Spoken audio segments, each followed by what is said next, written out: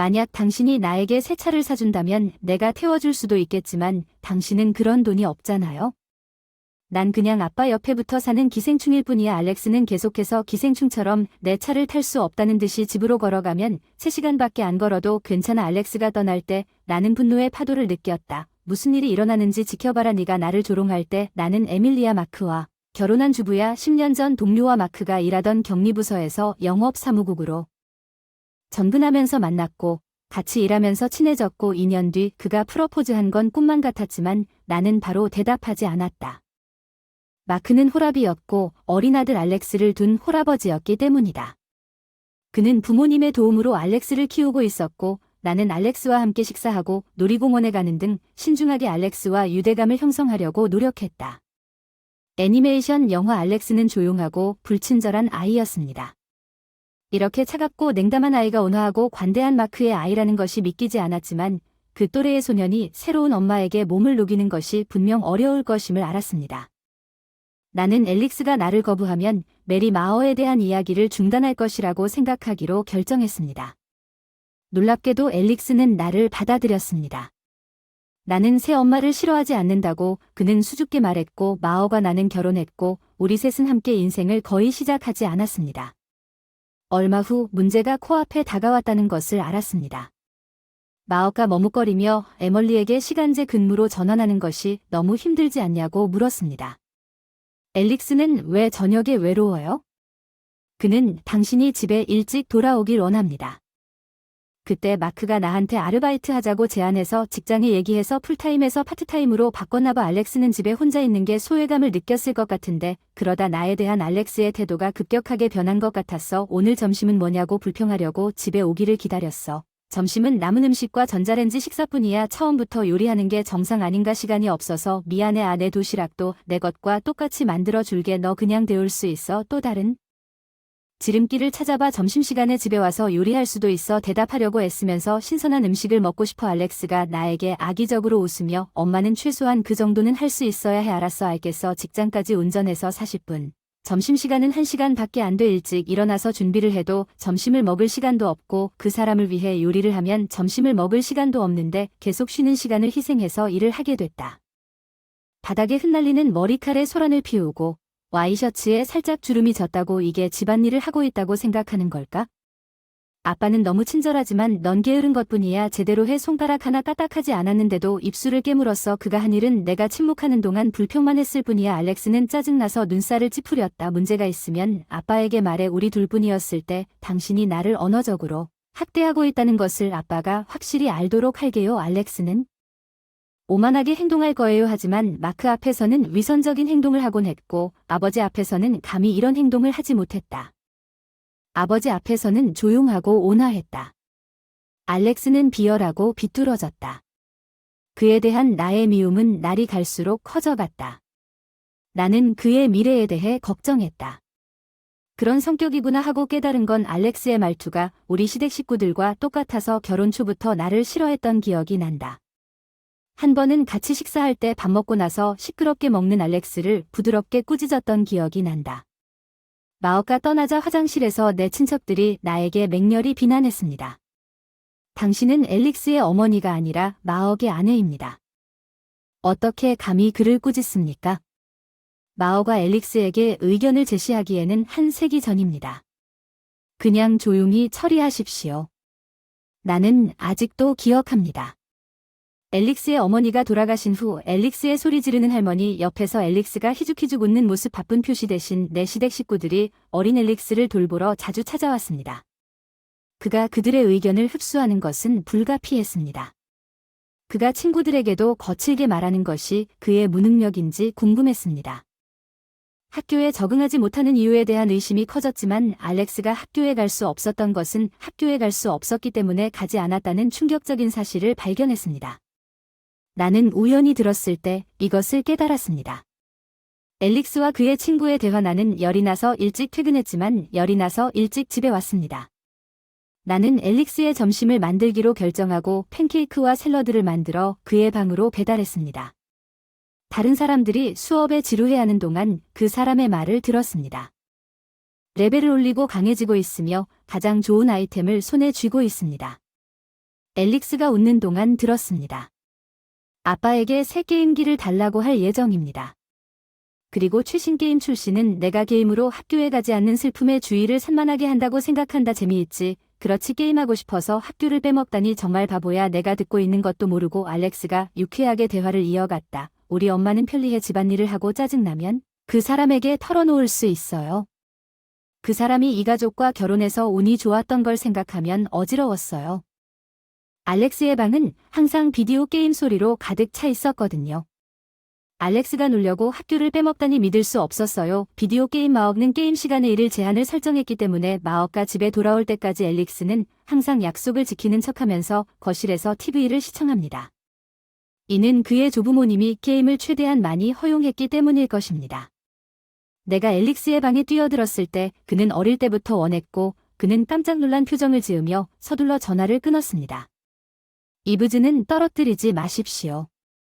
학교에서 무슨 일이 일어난 것 같아. 알렉스가 나를 노려보았다. 날 내버려 둬. 아빠는 내가 화낼 거라고 말하지 않으면 게임을 금지하는 모든 것에 대해 너무 진지해. 나한테 의기양양하게 보여줬어. 내가 나한테 반항할 수 있을 것 같아. 아빠한테 바람 피우고 있다고 말할게. 화면에 나온 게 깜짝 놀랐어. 고급 레스토랑에서 남자 지인과 저녁을 먹는 장면이 나왔어. 저번에 내가 애인을 만났을 때 몰래 따라다녔지. 그렇지 않니? 알렉스가 마크에게 이것을 보여주고 자신의 생각을 공유하면 아버지와 아들 사이에 균열이 생길 것 같아서 나는 마크를 배신하지 않았습니다. 거짓말쟁이. 나는 내가 한숨을 쉬고 어깨를 으쓱한 모든 것을 꿰뚫어 보십시오. 그 사람에게 말하지 않겠습니다. 하지만 기회가 생기면 그에게 학교에 가고 싶지 않다고 말해야 합니다. 학교에 갈 수 없다는 것이 아니라 내 말이 알렉스에게 아무런 영향을 미치지 않는 것 같았습니다. 그 후 그의 무례함은 더욱 심해졌고 그는 나를 노골적으로 무시하거나 알렉스가 중학교에 입학한 후 나에게 비꼬는 말을 쏟아부었습니다.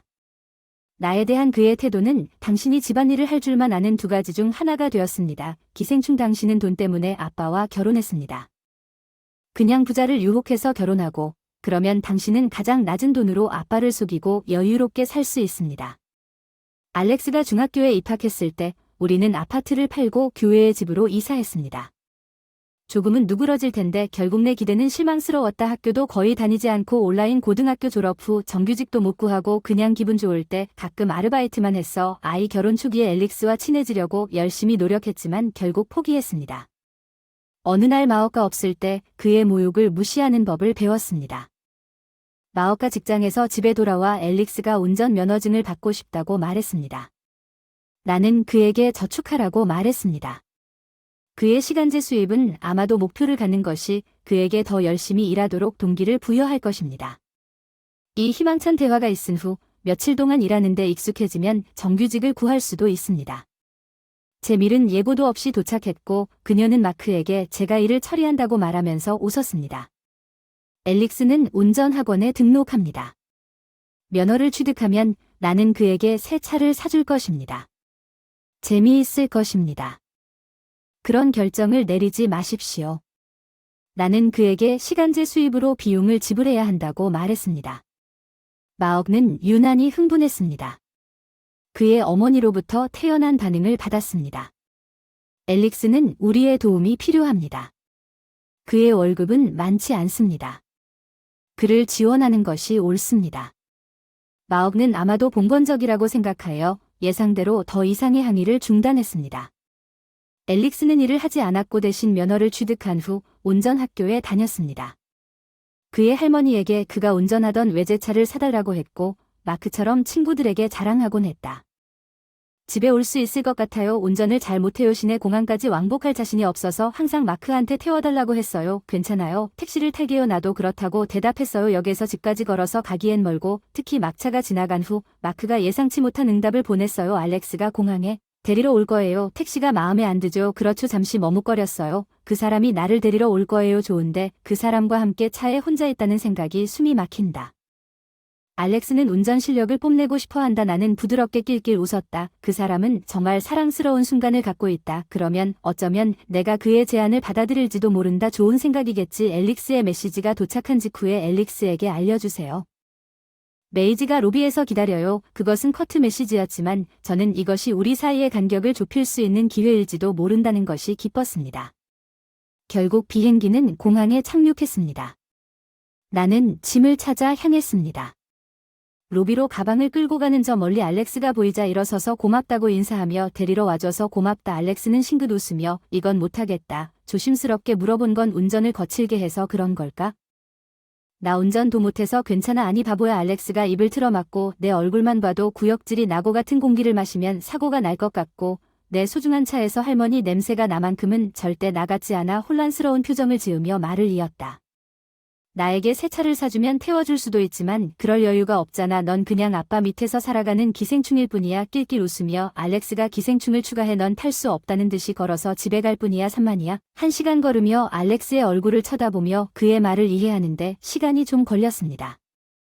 알았어요. 그게 내 뇌라는 걸 알았어요. 알았어. 아 그리고 아빠한테는 말하지 마세요. 그냥 운동하러 집에 갔다고 하세요. 어쩌면 이게 살을 좀 빼는데 도움이 될 것 같아요. 큰 소리로 웃으며 감사해야 합니다. 앨릭스는 그의 강렬한 분노가 사라지는 것을 지켜보며 떠났습니다. 내 안에 있는 로즈 나는 마억을 화나게 하거나 그들의 아버지와 아들의 관계를 망치고 싶지 않고 이것을 견뎌왔지만 한계에 도달했습니다.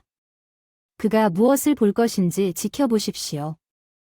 전화는 무시했는데 음성 메일로 가자마자 다시 전화를 계속해서 텅 빈 복도에 울리는 벨소리가 너무 시끄러워서 결국 포기하고 답장 안부 무시하지 말고 빨리 대답해. 별거 아니면 어떻게. 난 전화 끊고 아빠한테 뭐라고 말했어. 알렉스가 거의 히스테리적인 소리를 냈나 봐. 마크가 정말 화를 냈나 봐. 방금 마크에게 내 행동에 대해 말했어. 넌 할 일이 없는데 택시 승강장 가는 길은 어디야? 그럼 거기서 기다려. 내가 널 데리러 갈게. 일어나. 고민할 필요 없어.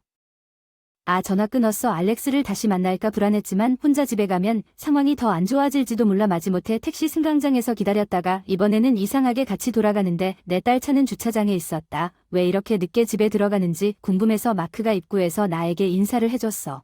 그의 부드러운 미소가 위로가 됐어. 집에 온 걸 환영해. 에밀리 내가 돌아왔어. 여기 내 자식이야.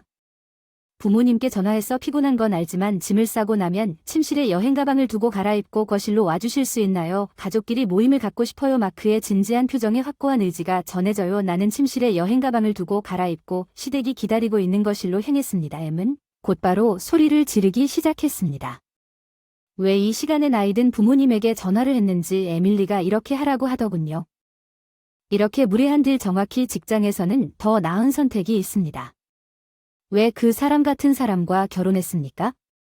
마크는 언제까지 밑바닥에 있을 건가요? 그녀의 엄지손가락 내 친척의 모욕으로 인해 마억의 얼굴이 어두워졌습니다. 그들은 항상 마억 앞에서 제멋대로 행동했습니다. 이것이 그가 앞에서 공개적으로 저를 욕한 것은 이번이 처음이었습니다. 에멀리에 대한 욕은 그만하세요. 너무 늦게 전화해서 미안하지만 오늘 밤 앨릭스와 내 처가 마억을 마주하고 이야기해야 했고 나는 소파에 앉아 스턴 익스프레션즈와 대화를 시작했습니다. 앨릭스에게 에멀리를 공항에서 데리러 오라고 요청했고 그는 흔쾌히 동의했지만 그는 에멀리의 이야기라고 말했습니다. 택시를 타고 집으로 가는 그녀는 정말 내가 에밀리에게 전화했고 공항에 남겨졌다고 하더군요. 당신이 내 미일에 대해 화가 난 것은 그녀는 어깨를 으쓱하며 웃으며 그녀는 그냥 집으로 걸어갔어야 했어요. 그녀는 정확히 아침까지 해냈어요. 그녀는 그냥 평범한 사람이에요. 그녀가 픽업을 요청한다고 생각하는 사람은 누구입니까? 앨릭스와 내 시댁은 고개를 끄덕였지만 마억는 눈을 가늘게 뜨고 침착하게 거실 테이블에 전화기를 놓고 단호하게 말했습니다. 진짜 문제는 에멀리가 나에게 내 시댁과 시댁에서 보낸 이 이미지입니다. 앨릭스는 전화기를 보다가 즉시 창백해졌습니다. 앨릭스는 도움을 청하는 조부모님을 보았으나 시댁 식구들은 그냥 얼굴을 돌렸습니다. 마억의 전화기에 표시된 침묵은 앨릭스와 시댁 앨릭스 사이의 엉망이었습니다. 마억에게서 들었습니다. 학교는 못 가요. 어디 몸이 안 좋으세요? 할아버지 할머니 걱정하지 마세요. 학교를 못 가서가 아니라 하기 싫기 때문에 안 갑니다. 학교에 가면 게임을 못 한다는 뜻이에요. 그럼 우리는 앨릭스가 예민해서 시끄러운 선생님과 함께 있는 것이 어렵다고 생각했고 친구들은 아빠에게 말하지 마세요.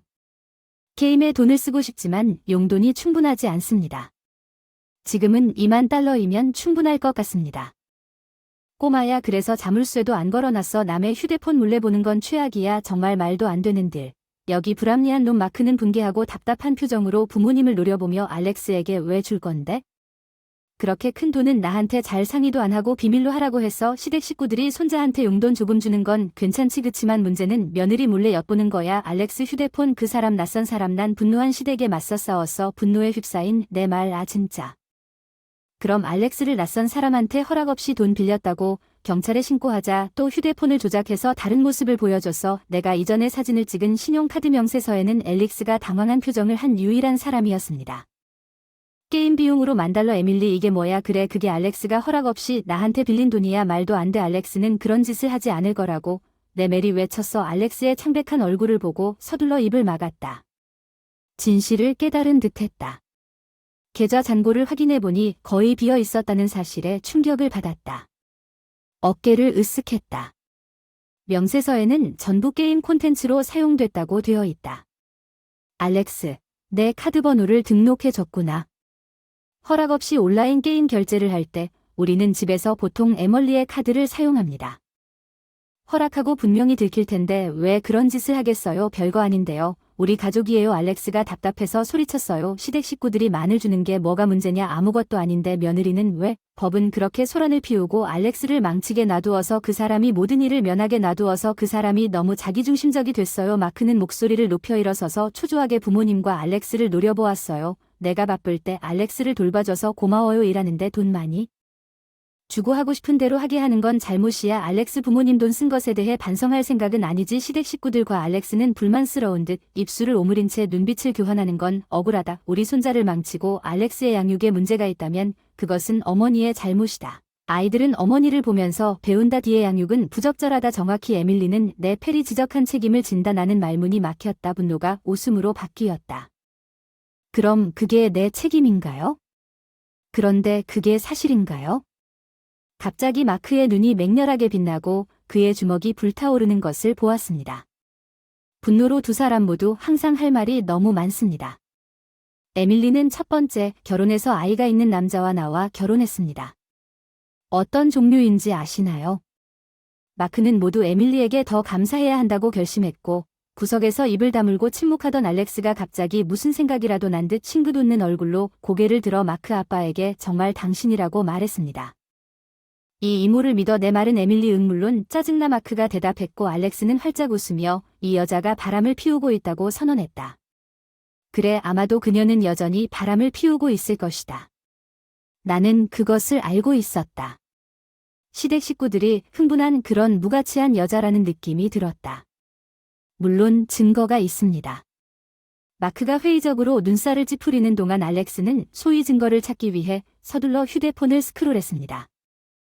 똑똑해서 그 당시 사진을 보관했어요. 잘했어요. 앨릭스 마이 페리 마억에게 거만하게 말했어요. 이제 알다시피 그런 여자를 제거하세요. 단지 가사를 위해 아내가 필요하다면 다른 아내를 찾으면 됩니다. 그녀는 그 안에 있는 것만으로도 감사해야 합니다. 이 집은 그런데 그 사람은 엄마처럼 행동하고 있어서 너무 짜증나. 그래 넌 아빠한테 의지하고 살지만 속일 용기가 있어. 뻔뻔한 알렉스가 화난 아빠에 합류했어. 넌 정말 판단력이 부족해. 다음에 결혼할 때 더 젊고 예쁘고 순종적인 사람을 찾으세요. 50대 평범한 외모. 그리고 반항해서 미안해. 화가 끌어올랐으니 나가. 바람피는 여자 여긴 내 거고 아빠 집이야. 바람 피우는 게 아니야. 이해하는 듯한 마크를 올려다보며 고개를 끄덕이는 알렉스의 휴대폰을 보다가 내 시선을 마주한 마크는 깊게 한숨을 쉬었다. 알렉스 너는 에밀리를 따라왔어. 그래 그녀는 옷을 입고 나이에 맞지 않게 나갔다.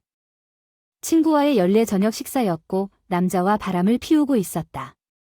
혼란스러운 것은 알렉스와 시댁 식구들이 12월 20일역 근처 식당에서 선리한 표정을 지은 마크를 쳐다봤다.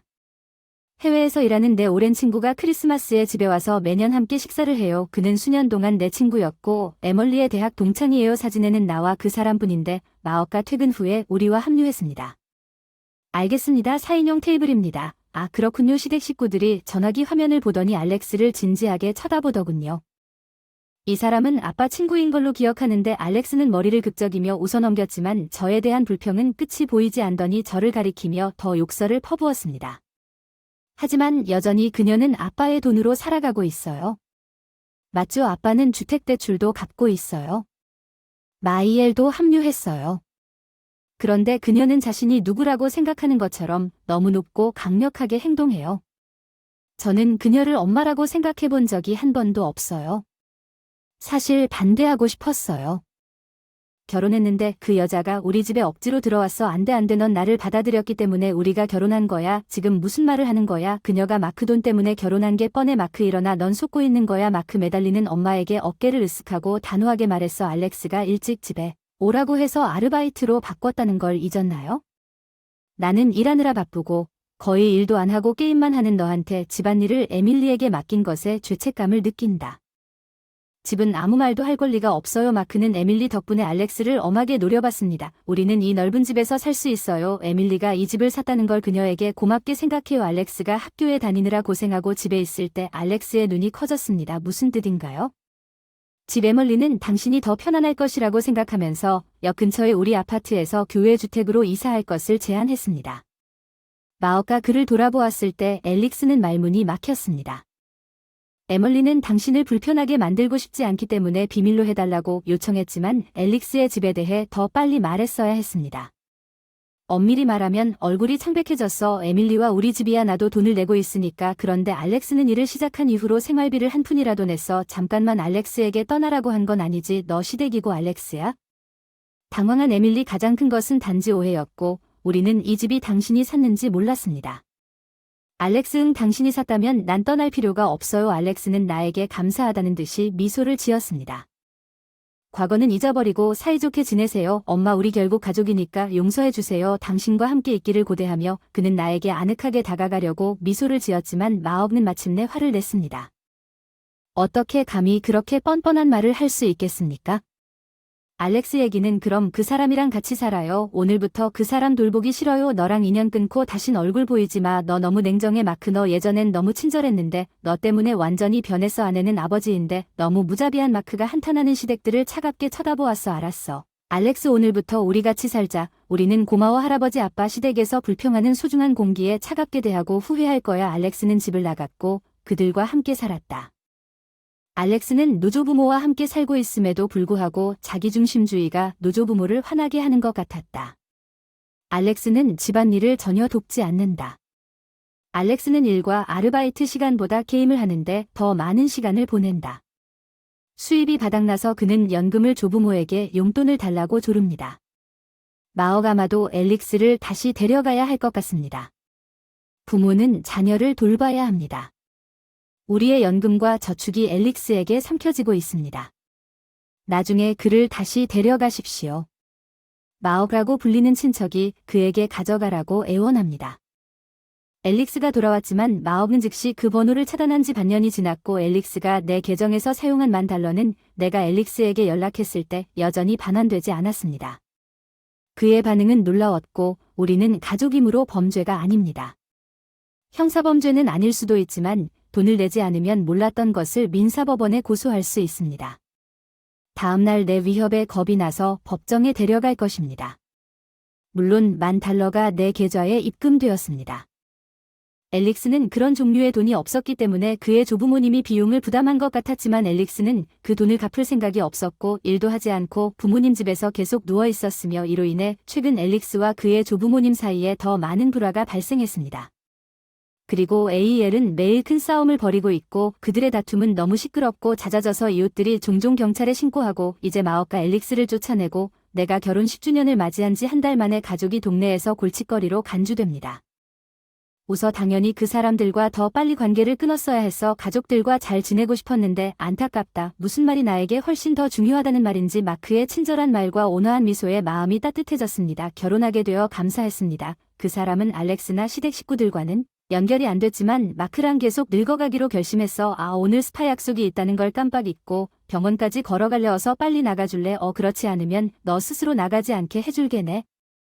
손녀 에이버리와 난 우리 둘 다 혼란스러웠어. 눈 오는 날 고열로 정신이 나갔어. 우리 둘 다 열이 나서 내려왔어. 딸이 병원으로 데려가는 차 안에 있었어. 시어머니 라일리에게 애원한 후 우리는 라일리의 말을 이해할 수 없었고 차 안에서 일어날 수 없었습니다. 분명히 그녀는 라일리가 뒷좌석으로 돌아오더니 문자 그대로 에이버리와 나를 차에서 끌어낸 것이 마음에 들지 않았습니다. 차는 이제 귀찮은 일이 없어 그냥 혼자 병원에 가세요. 그녀는 차를 몰고 가면서 웃었다고. 엄마는 정말 그런 상황에서도 우리를 버렸나요? 에이버리는 이 사건 이전에도 여전히 그녀를 어머니로 여겼습니다. 에이버리는 학대를 당했습니다. 라일리 그녀는 우리 어른들의 모든 괴롭힘을 참아냈고 용감하게 행동했지만 아프면 열병에 걸린 선망 속에서 진정한 감정이 드러납니다. 에이버리는 차를 몰고 가는 것을 보며 눈물을 흘렸습니다. 우리는 라일리의 학대를 한동안 참아왔지만 이것이 바로 마지막으로 병원에서 어떤 사람에게 전화를 걸었습니다. 저는 밀라 스미스입니다. 작년에 퇴직하고 6개월 전까지 아르바이트를 하는 60세 주부입니다. 남편과 함께 작은 집에서 살았지만 그러다가 남편이 병이 발견된 지 불과 2달 만에 갑자기 세상을 떠났습니다. 너무 갑작스러운 일이었는데 제 아들 테오와 저는 그것을 현실로 받아들이는데 어려움을 겪었습니다. 특히 저는 중학교 때부터 남편과 함께 있었기 때문에 사실상 그랬습니다. 하나는 그 사람이 세상을 떠난 직후에 집에서 그 사람의 물건을 치우느라 밥도 못 먹었어요. 울음이 그치지 않고 가끔 진전이 거의 없었어요. 테오가 다가와서 점차 도와주곤 했어요. 현실을 받아들이고 집 정리를 끝냈을 때 테오가 제안했어요. 그와 그의 가족과 함께 살고 있지만 당신에게는 아내가 있으므로 저는 생략하겠습니다. 테오는 30세쯤에 결혼했습니다. 그의 아내 라일리는 그보다 2살 어린 전업주부였습니다. 직장에서 만난 사람은 라일리였습니다. 첫 번째 움직임 시오는 그녀의 열정적인 접근 방식에 깊은 인상을 받았으며 약 6개월 동안 데이트한 후 그들은 빠른 결혼식을 올렸습니다. 결혼을 위해 곧 직장을 그만둔 라일리는 그들의 딸 에이버리 라일리가 시오를 진심으로 사랑하게 되었습니다. 행동으로 그녀가 그를 얼마나 아끼는지, 그래서 그녀는 우리와 거리를 두기를 원했던 것 같습니다.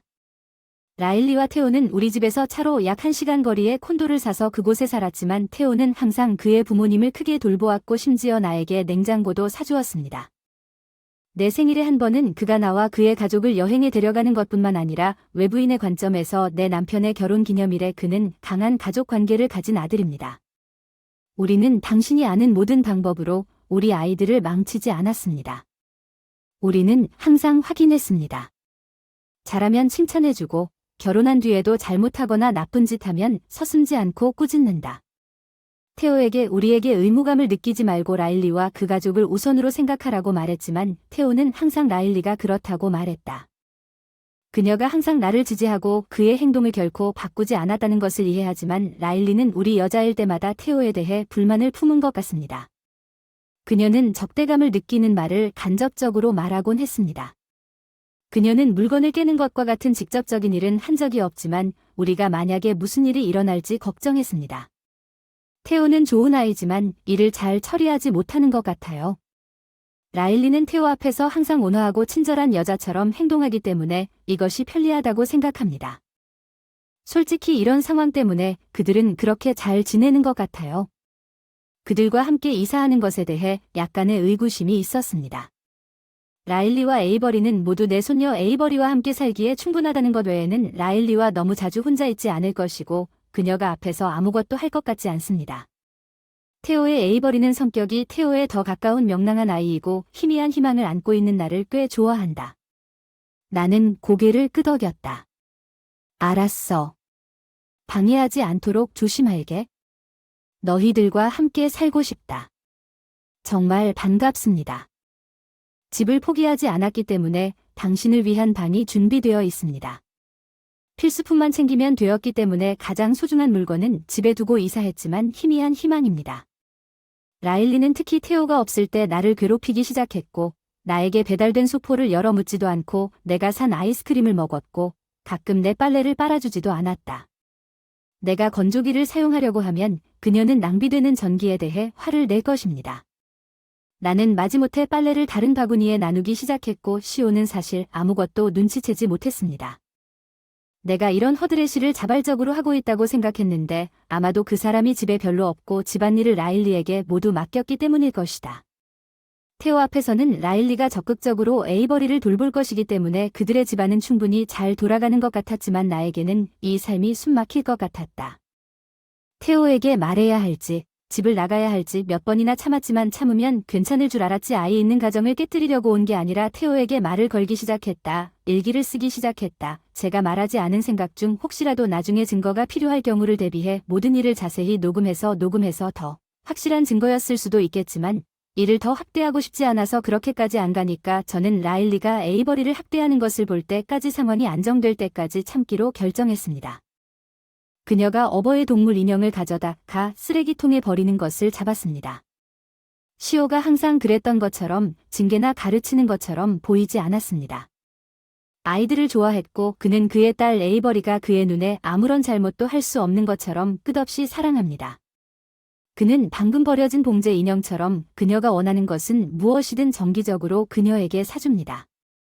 에이버리가 나쁜 행동을 했다는 징후는 없었습니다. 에이버리에게 무슨 일이냐고 묻자 아빠가 계시면 항상 그래 아무 일도 일어나지 않지만 아빠가 없으면 괴물처럼 변해버린다.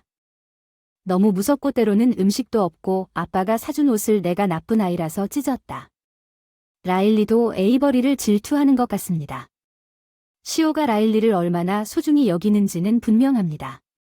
그가 그녀를 위해 구입한 약혼 반지와 결혼 반지는 그녀가 원했던 총 $10,000가 넘는 값비싼 브랜드 제품이었는데 그는 여전히 생일이나 기념일에 그녀에게 선물을 주는 것을 결코 놓치지 않습니다. 라일리는 시오 앞에서 자신이 최우선 순위가 아니라고 생각하는 것 같습니다. 그녀는 좋은 엄마처럼 행동하지만 그가 주변에 없을 때, 그녀는 아빠와 함께 있을 때 독재자 같아요. 엄마는 너무 친절하고 모든 것을 사주지만 나는 겁이 납니다. 그 사람 화가 났으니 내가 한 말은 비밀로 해주세요. 에이버리는 올해 막 2학년이 된 아이인데 혼자서 이 일을 견디고 있어요. 왜 내가 버티는 것만으로는 해결될 수 있는 문제가 아니라는 걸 더 빨리 깨닫지 못했을까요? 괴롭힘을 목격한 날, 테오가 밤 11시가 넘어서 늦게 퇴근해 집에 돌아오던 날, 제가 너무 제 문제에만 사로잡혀 있었던 것이 후회됩니다. 나는 그 다음날 그 사람과 이야기하기로 결정했지만 불행히도 그는 긴급 출장을 떠나야 했습니다. 큰 문제가 있었고 테오가 없는 동안 그는 대화할 시간이 없었습니다. 라일리는 거의 매일 친구들을 우리 집으로 초대하고 있었습니다. 깃털 같은 새들이 함께 모여드는 것 같아요. 그녀의 친구들은 라일리의 행동에 대해 이상한 점을 찾지 못한 것 같습니다. 그녀는 이 시간 동안 매일 집에서 파티를 주최하고 싶은 것은 무엇이든 하고 있었습니다. 에이버리도 저도 우리를 위해 식사를 준비하지 않았고 우리를 괴롭히는 일도 없었습니다. 나는 에이버리에 대해 시오에게 전화하고 싶었지만 적절한 순간을 기다려야 했지만 라일리는 내 의도가 시오에게 보고하지 않는다는 것을 감지한 것 같았습니다. 그러면 내 상황이 더욱 악화될 것입니다. 라일리는 내 스마트폰과 에이버리의 자녀 휴대폰을 모두 가져갔습니다. 그녀가 숨긴 곳을 찾을 수 없어 다시 가져갈 수 없었습니다. 내 집에 유선 전화가 있지만 테오의 휴대전화 번호는 모르고 라일리는 집에서 많은 시간을 보내며 감시를 받고 있는 것 같은 느낌이 듭니다. 탈출은 쉽지 않고 에이버리 없이 떠나면 아무것도 해결되지 않을 거야. 그녀를 구할 방법을 찾아야 해. 지금 불안해지고 있어. 라일리가 우리를 무시하고 있어. 내 돈으로 음식을 사고 요리를 하고 있어. 에이버리 빨래도 다 하고 에이버리의 과외 활동에도 데려다 주기도 해요. 쓰레기 버리기부터 청소까지 다 해주고 있는데 아직도 라일리는 매일 파티를 열거든요. 집 청소를 하루라도 놓치면 냄새가 나기 시작해요. 만성기관지 문제가 있는 에이버리는 정기적으로 대형 병원을 방문해야 합니다. 때때로 엑스레이나 혈액 검사와 같은 검사가 필요합니다. 이는 병원에서 오랜 시간을 보내야 함을 의미합니다. 에이버리와 함께 의사의 말을 듣는 사람은 바로 저입니다. 할머니 너무 무리하시는 겁니까? 난 괜찮아. 얘야 할머니가 너를 돌보러 오셨어. 그냥 아빠가 빨리 집에 오셔서 에이버리가 그렇게 눈물 흘리는 걸 보고 싶어. 이 상황을 빨리 해결해야겠다는 생각이 들었어. 이사한 지 2달밖에 안 됐는데 내 역할을 그만뒀어. 이사할 당시 직장에 다니고 있고 스마트폰을 빼앗긴 노인복지관과 같은 어떤 커뮤니티 그룹에도 속해 있지 않습니다. 지금은 누구에게도 연락할 방법이 없습니다. 이 문제에 대해 이야기할 사람도 없습니다. 시오가 얼마나 오랫동안 있을지조차 모르겠습니다. 출장은 계속될 것 같아요. 절망의 시작입니다. 인생이 시작된 지 2달이 된 2월 아마도 지구온난화로 인해 올해는 극심한 기온 변동이 있었던 것 같아요. 정신적인 스트레스가 한 요인인 것 같지만 나와 에이버리는 둘 다 몸이 좋지 않았습니다. 에이버리 가끔 학교를 결석했지만 학교가 집보다 낫다고 계속 다니고 있다가 10년 만에 한 번 눈보라가 몰아치는 날이 왔고 전날부터 몸이 불편했고 하시 102도의 열이 나며 일어났습니다. 나만 그런 게 아니었습니다. 에이버리도 그랬던 것 같습니다. 열이 나고 일어나는 것조차 힘듭니다. 집에 해열제나 진통제가 없었습니다. 계절성 전염병일 수도 있고 그런 경우 애는 일반 해열제를 사용하는 것이 위험하다고 들었습니다. 소아과 의사나 일반의에게 가야 해요. 라일리는 우리의 건강 문제에 대해 알고 있었고 지금까지 아무것도 하지 않았습니다. 이번에는 그녀가 아무것도 할 것으로 기대하지 않습니다. 가장 가까운 병원은 도보로 약 10분 거리에 있지만 에이버리는 집에만 있습니다. 2학년 그 사람은 또래보다 키가 조금 크고 저는 이제 60세가 넘었습니다. 비록 심각한 부상을 입은 적은 없지만 열이 나지 않았다면 육체적으로 힘든 일이지만 어떻게든 현실이 바뀌지 않기를 바라는 마음으로 설득할 수 있었습니다. 라일리에게 유선 전화를 사용하여 택시를 부를 수 있게 해줬는데 폭설 때문에 택시가 모두 멈췄고 시간이 얼마나 걸릴지 알 수 없어 택시를 보낼 수 없었습니다. 서비스가 거부되었습니다. 에이버리를 어떻게 이용할 수 있나요?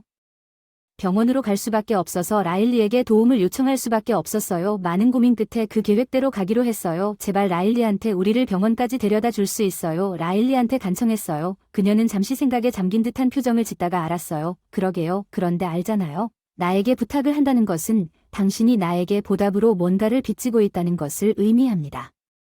맞습니다. 기본적으로 그녀는 그녀가 택시처럼 행동하려면 내가 그녀에게 돈을 지불해야 한다고 말하고 있었습니다. 그녀에게 돈을 지불하는 것이 필요한 것이라면 에이버리에게 심각한 문제가 있을 수 있습니다.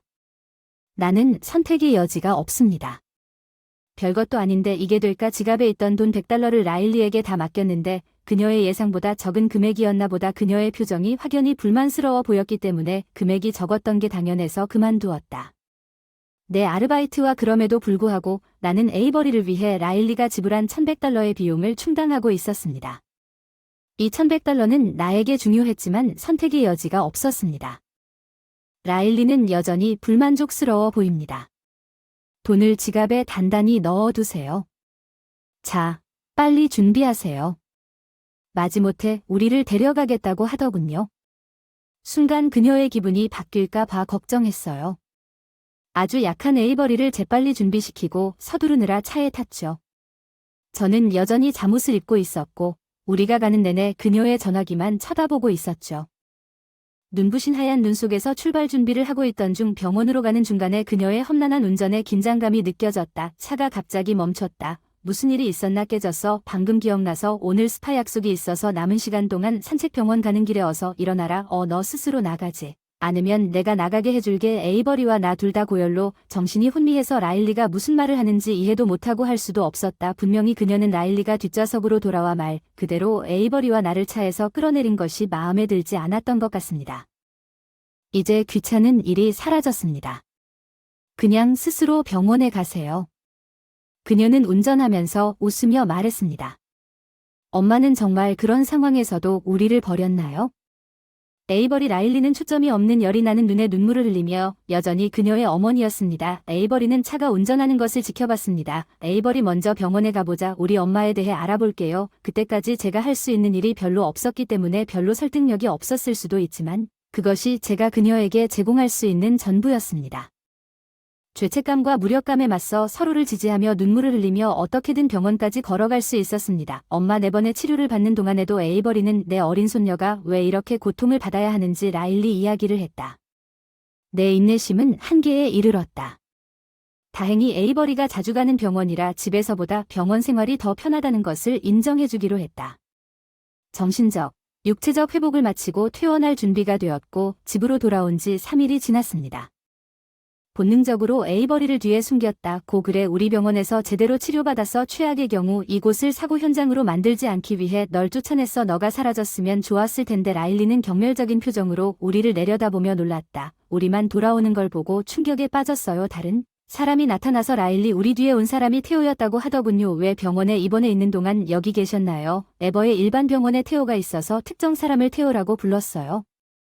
긴급 휴대전화 번호 병원에 입원 사실을 보고하기 위해 전화할 수 있게 해달라고 요청했는데 우리의 혈연 관계를 고려하여 허용했습니다. 라일리가 정기적으로 시오에게 소식을 전한 것 같았지만 그녀는 우리의 건강에 대해 언급하지 않았으며 자신이 집안일을 모두 담당한다고 말했습니다. 집안일 요즘 추워서 너희 둘은 쉬고 라일리가 대신해 줄 수 있어. 라일리는 여기 없어. 왜 벌써 떠나지 않았나? 라일리는 우리를 데려오기로 했는데 우릴 차에서 쫓아냈어. 난 라일리가 어떻게 대했는지 테오에게 다 말했어. 나는 그녀가 에이버리와 나를 어떻게 괴롭혔는지 보고했고 테오가 출장을 떠난 이후로 집안일을 전혀 하지 않았다는 것을 보고했습니다. 라일리가 그런 일을 하리라는 것을 믿을 수 없지만 그렇게 말한다면 그것은 사실일 것입니다. 빨리 돌아갈게 조금만 더 기다려줘. 처음에는 태호가 내 말을 부인했지만 계속 열렬하게 이야기를 나누다 보니 심각하다는 걸 깨닫는 것 같았지만 그 증거를 직접 두 눈으로 확인해야 확신할 수 있으니 꼭 와보라고 강력히 권유했다.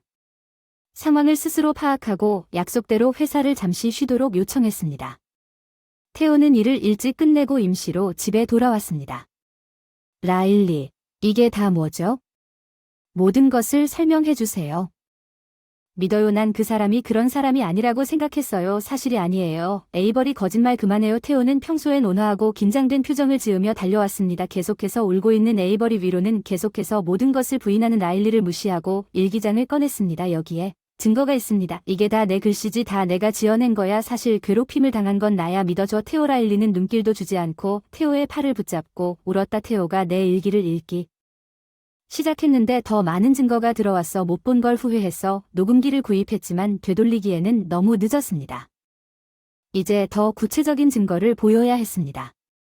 그렇지 않으면 라일리가 자신에게 유리하게 상황을 왜곡할 수도 있었습니다. 나는 물리적인 증거가 있다고 반쯤 믿고 태호를 집에 들여보냈습니다. 내 직관이 옳았으며 라일리가 던진 것 같았습니다. 어제 집에서 또 다른 파티가 열렸는데 거실에는 3일 동안 집을 비운 우리와 함께 빈 술통과 남은 음식 꾸러미가 어질러져 있었습니다. 약간의 것도 있었기 때문에 에이버리와 엄마가 말한 모든 것이 사실입니다. 이것은 제가 청소할 수 없는 한 번에 불과합니다. 올라가. 라일리 이혼하자. 내가 알아서 할게. 라일리의 변명도 듣지 않고 이혼을 꺼내기로 한 에이버리. 태호의 결정은 그의 심정을 여실히 보여주는 것이었습니다. 라일리는 이혼을 받아들일 수 없었습니다. 아니, 허락하지 않겠습니다. 그녀는 이성적인 대화를 할 수 없는 어린아이처럼 울었습니다. 태호는 재빨리 라일리의 부모에게 전화하여 통화가 스피커폰으로 이루어졌던 상황을 설명했습니다. 우리는 그녀의 부모의 반응을 들을 수 있었습니다. 그들은 매우 충격을 받은 것처럼 들렸고 이어 교수형을 내리기 전에 한숨을 쉬는 것처럼 보였습니다. 라일리가 일관된 대화를 나눌 준비가 되지 않았다고 상상할 수 있습니다. 라일리는 위로할 수 없는 상태로 시오에게 반복적으로 사과했지만 우리에게는 아무것도 설명하지 않았습니다. 우리가 거기에 영원히 머물 수 없다는 것이 분명했습니다. 라일리를 제외한 우리 셋은 시작하기로 결정했습니다. 우리 집에 살면서 태호는 자신의 감정을 놓을 수 없었기 때문에 라일리에게 몇 번이나 말을 걸었지만 그녀는 계속해서 모든 것을 부정했습니다. 내가 잘못한 것은 아무것도 없습니다. 그것이 나를 다시 화나게 만들었습니다. 그녀는 항상 나쁜 것은 아니었습니다. 나는 다시 생각했을 것입니다. 그녀는 태도를 바꾸었지만 행동에는 변화가 없었습니다. 시오는 이혼을 하기로 결정했습니다. 라일리와의 대화가 불가능했기 때문에 변호사를 통해 이혼이 마무리되었습니다. 에이버리는 처음에는 엄마가 너무 불쌍해서 괴롭힘에도 불구하고 아빠가 그녀와 함께 있어야 한다는 생각에 저항했습니다. 라일리가 태호 앞에서 잘 행동했기 때문인지 약간의 다정함도 있기 어려울지도 모른다. 어쩌면 라일리는 불쌍하기도 했고 태호를 만난 뒤 인생이 극적으로 변하기도 했다. 에버의 말을 듣고 처음으로 라일리에게 안타까움을 느꼈다. 태호와 나는 항상 에이버리에게 다른 사람의 얼굴에 대한 두려움 없이 사는 것이 확실히 더 평화롭다는 것을 보여주었습니다. 에이버리는 우리 집 생활에 적응하고 어머니로부터 안전하다고 느끼기 때문에 에이버리는 점차 라일리와 거리를 두기로 결정했습니다. 태호는 위자료로 자녀 양육비를 구할 수도 있었지만 선택했습니다. 라일리가 저축이나 수입이 없는 전업주부였기 때문에 관계를 완전히 끊을 수는 없었습니다. 재정적 청구도 제기되지 않았으며 이혼은 오로지 다른 근거에 근거한 것이었습니다. 라일리의 부모는 시오로부터 소식을 듣고 원격으로 날아왔습니다. 이혼이 확정된 후 거리가 멀어서 시간이 좀 걸린 시골집. 라일리는 부모님이 집에서 돌봐달라고 데려가셨고 특히 나에게 발생한 문제에 대해 사과하기 위해 직접 우리에게 오셨습니다. 그들은 현금을 제공했습니다. 라일리의 부모에 따르면 라일리는 학생 시절부터 시오와 헤어진 후 정신적 쇠약을 겪은 것으로 보였습니다. 그녀는 관계에 깊이 관여하는 경향이 있었고 이별할 때마다 파트너에게 문제를 일으키거나 괴롭히는 경우가 여러 번 있었습니다. 깊은 우울증을 겪고 집에 틀어박혀 지내는 경우가 많았으며 개인적인 관계를 벗어난 삶이 성숙해지면서 더욱 만족스러워졌습니다. 태호를 만나 사랑에 빠졌을 때 정신적으로 안정된 것처럼 보였습니다. 태호는 마음씨가 착하고 항상 그녀를 안심시키려고 노력했습니다. 그녀는 다른 사람들에 대한 그의 친절함에 불만이 있었습니다. 이러한 모든 요인은 부모님의 도움으로 현재 상황에서 최고조에 달했습니다. 그녀는 정신과 의사를 방문하기 시작했지만 대부분 회복하기 위해 애쓰고 있었습니다. 입원을 고려했지만 지금은 집에서 면밀히 모니터링되고 있습니다. 시오의 연락처 정보는 의사의 조언에 따라 삭제되었고 시오도 그녀의 정보를 삭제했습니다. 이는 그들이 더 이상 연락하지 않을 것이라는 의미입니다. 대신 라일리의 치료에 사용하도록 요청하는 배상금을 거부했습니다. 시오는 라일리의 현재 상태를 알지 못하는 것처럼 보였습니다. 부모로서 우리는 토론했습니다. 그에게 알릴지 여부를 알릴지는 모르지만 태호와 에이버리는 특히 내가 거기 없었다면 라일리가 그녀의 어린 시절에 그녀에게 입힌 상처가 여전히 심했다며 자신을 비난할 수도 있는 에이버리에게는 그것을 상기시키고 싶지 않을 수도 있습니다. 우리 부모님은 태호와 에이버리와 함께 살기 시작했고 전혀 부담이 되지 않았습니다. 에이버리가 학교를 바꿔야 해서 미안하지만 그녀는 별 문제가 없다고 합니다. 태호는 일찍 일을 끝내고 집에 오려고 노력합니다. 나는 그렇지 않습니다. 아르바이트를 재개하고 지역 어르신들을 위한 운동 동호회에 가입하게 되었습니다. 이번 일을 통해 지역사회 참여의 중요성을 깨닫게 되었고 동네 사람들도 알게 되었고 이제는 사랑하는 아들, 손녀와 함께 소소하지만 행복한 나날을 보내고 있습니다. 제 이름은 레이첼입니다. 결혼 3년차 2살짜리 딸아이를 키우고 있어요. 매일 아이를 어린이집에 데려다주고 퇴근 후에는 아르바이트로 데려가서 쇼핑을 해요. 집에 갈 때쯤이면 그 손을 내 손에 쥐고 있는 나는 지쳤지만 그래도 그 사람을 돌봐야 하고 저녁 준비도 해야 하고 집안일도 해야 하고 아이 돌보고 일하는 것도 대부분의 주부들이 하는 일이지만 나에게 가장 큰 부담은 남편이다. 사이먼은 우리 아이를 갖기 전에는 친절했어요. 저는 그 사람이 집안일을 도와줄 거라고 전혀 예상하지 못했고 그 사람을 위해 무엇이든 기꺼이 해주고 싶었지만 우리 딸이 태어난 후에는 몸이 피곤해지기 시작했고 그에게 도움을 청하기 시작했는데 그 사람이 소리를 지르기 시작했습니다. 나한테 넌 내 일을 할 수 없어. 이제 그는 내가 지쳤거나 아프거나 다쳤을 때에도 전혀 아무것도 하지 않는다. 그는 손가락 하나 까딱하지 않고 이것이 나를 더 강하게 만드는 방식으로 도움을 주려고 한다. 나는 다양한 이유로 의사를 자주 방문하곤 했다. 아프지만 이제는 쓰러지지 않고 약간의 병을 견딜 수 있어요. 사이먼은 집에 늦게 들어와서 일찍 일어나도 명령만 하고 꼼짝도 안 해요. TV야 리모컨이 바로 앞에 있는데도 나를 기다리면서 명령을 내리네. 왕처럼 채널을 켜거나 바꾸려면 집에서 난리를 피우고 싶지 않아서 그 사람 말만 들었는데 그 사람이 3일 전에 여행을 떠났는데 다른 사람과 로맨틱한 휴가를 보낸다는 걸 알았지만 그 사람은 없었어요. 나에게 평화를 의미했습니다. 그 사람이 바람을 피우고 있어도 그 사람 없이는 안전하고 행복하게 쉴 수 있었습니다. 이러한 의심에도 불구하고 우리가 여전히 부부라고 부를 수 있는지 궁금합니다. 그 사람과 이혼하고 우리 딸의 아버지를 빼앗을 수는 없습니다.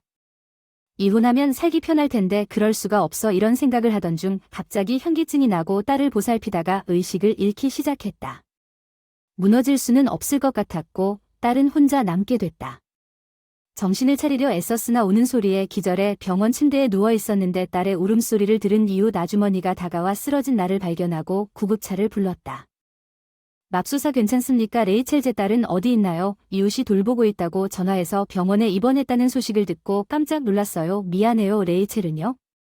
사이먼은 함께 행복하다고 말하고 싶었는데 내 이웃이 우리에게 전화를 해서 목이 막혀서 이상하지. 평소라면 사이먼에게 연락했을 텐데 그 사람이 우리에게 전화한 건 괜찮은데 이상해. 미안한데 사실대로 말해. 제발 우리 잘 지내자. 잘 됐어. 눈물이 터지기 전에 거짓말을 할 수가 없었어. 괜찮아 걱정할 필요 없어. 그런 말을 할 수 있었으면 좋았을 텐데 그런 거짓말을 말할 수가 없었어. 뭔가 잘못된 걸까? 미안해. 너무 약해 보여. 그 사람이 널 괴롭히고 있었어. 그녀는 내 손을 잡고 조용히 물었어. 난 그녀를 걱정시키지 않으려고 했지만 나도 도움을 원했어. 어떻게 해야 할지 모르겠어. 천천히 시간을 가져. 우리는 나쁜 짓은 하지 않을 거야. 준비가 되면 얘기만 해. 고개를 끄덕이고 눈물이 얼굴을 타고 흘러내린다. 사이먼이 무서워. 나 자신에게도 처음으로 인정한 일이었다. 나는 늘 그에게 부정당하고 멸시당해 쓸모없는 아내처럼 느껴졌는데 이제야 그 사람이 무서웠음을 깨달았다. 그 사람이 늘 부정당하는 게 무서웠어. 난 안 된다고 끊임없이 아무것도 못하는 쓸모없는 아내라고 불러. 그 사람이 무서워졌어. 그 이후로는 아무리 높아도 말이 쏟아지는 걸 막을 수 없었어. 열이 난다는 건 아기가 울 때 도와주지 않는다는 거예요. 그는 단지 소음에 대해 불평할 뿐입니다. 저는 추운 날씨에 몇 시간 동안 밖에서 걸어야 했습니다. 비가 오거나 눈이 오더라도 아기를 안고 있었습니다.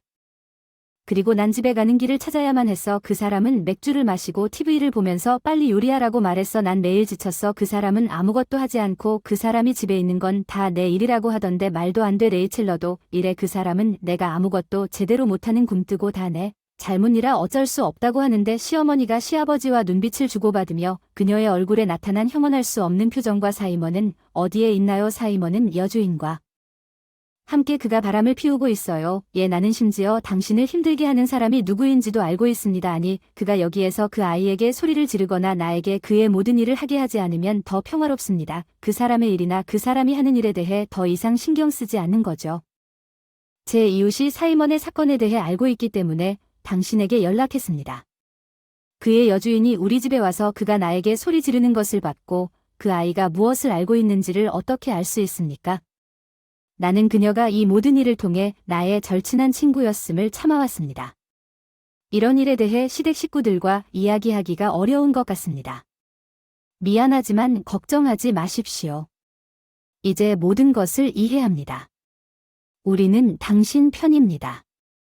이일 후 사이먼이 초인종을 울렸을 때 의기양양하게 여행에서 돌아왔고 나는 평소처럼 나오지 않더니 짜증나서 열쇠로 들어와야 나 집인데 너는 인사 안 오는데 왜 평소와 다름없는지 빈집에 그 목소리만 울려 퍼졌다. 가구를 둘러보더니 다 없어졌는데 무슨 일이야? 왜 다 없어져서 깜짝 놀라 휴대폰을 꺼내 전화했어. 야, 남편이 보낸 전화라는 걸 깨닫고 나는 떨리는 손으로 스마트폰을 쥐었다. 야, 너 어디야? 나 집이야. 그리고 넌 여기 없고 어디? 빈둥거리고 있어. 병원이야. 병원 왜 거기 있어? 지금 집에 와. 모르겠어. 병원에 입원했어. 급발진 입원. 누가 나야? 시간 있으면 왜 병원에 있어? 거기 있어. 집에서 요리해야 하는데 입원하라고 했어. 그런 쓸데없는 일로 병원에 갈 필요는 없다고 했어. 이유가 뭐야? 괄호는 그냥 피곤하다고 과장한 거잖아. 바보, 그건 집에서 회복할 수 있는 거야. 병원비 아깝다. 집에서 일이나 해야지. 내가 가는 순간 쉬어가는 생각만 하면 피곤함은 실제로 일하는 사람들에겐 알바는 노는 시간일 뿐이야. 떨면서 전화를 쥐고 무서웠지만 닥쳐돈 내가 어슬렁거린다고 나한테 말대답하지 마. 우리 집에 도둑이 들었어. 그래 그 사람들이 내 소파 내 침대 내 옷을 다 가져갔어. 어떻게 할 건데? 그 사람이 모르는 사이에 전화 스피커를 통해 그의 고함 소리가 내 시댁 귀에 닿아서 평소처럼 독을 뿜어대는데도 그런 남편의 말은 아무도 듣고 싶어하지 않을 텐데 시어머니가 듣기 싫을 거라 생각하며 고개를 끄덕이시더니 하고 싶은 말을 하신다. 우리는 너와 함께 있어. 도둑이 아니야. 도둑이 그런 식으로 모든 것을 가져갈 거라고 생각하는 건 아니. 무슨 뜻이야? 내가 모든 것을 다른 곳으로 옮겼어. 왜 이사를 가는데? 왜 이 우물에 대해 듣지 못했는지. 너는 그래서 불륜 여행에서 내가 내 물건을 모두 내 여주인 집으로 보내기로 결정했을 때 그 집이 더 이상 척하지 않는다는 게 무슨 말이야? 나는 줄곧 알고 있었어. 나 여주인이 없다고. 내가 그 사람과 여행 중이라고 했잖아. 전화 우리 딸을 여행에 데려간 적이 없나요? 그건 오해입니다. 애인이 있을 리가 없어요. 오해가 아니에요. 탐정에게 조사를 받았는데 여행 중에 당신의 사건을 확인하는데 하루밖에 걸리지 않았습니다. 그 여자 후배가 직장에 있는 거 맞죠? 그 사람 아파트를 임대하고 있으니까 월급이 너무 적으니 사실이 아니죠. 당신의 오해는 당신이 집에 데려온 여자가 단지 동료일 뿐이라고 말한 것을 기억한다고 항상 말하는 탐정 조사 결과에 대해 내 말을 믿어야 합니다.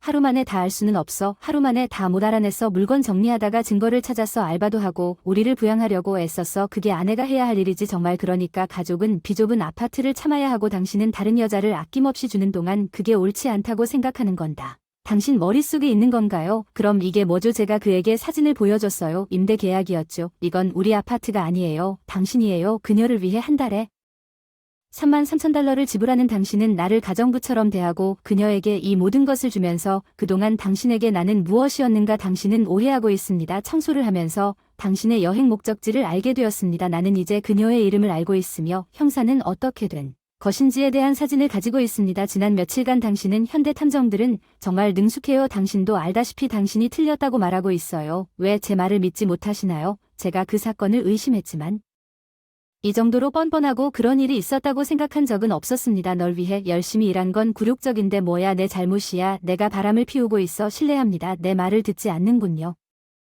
당신은 항상 그 아이가 나를 비난하기 전에 나를 무시하는데 집중하고 있습니다. 당신의 잘못을 깨닫고 어떻게 감히 조사하고 보낼 수 있습니까?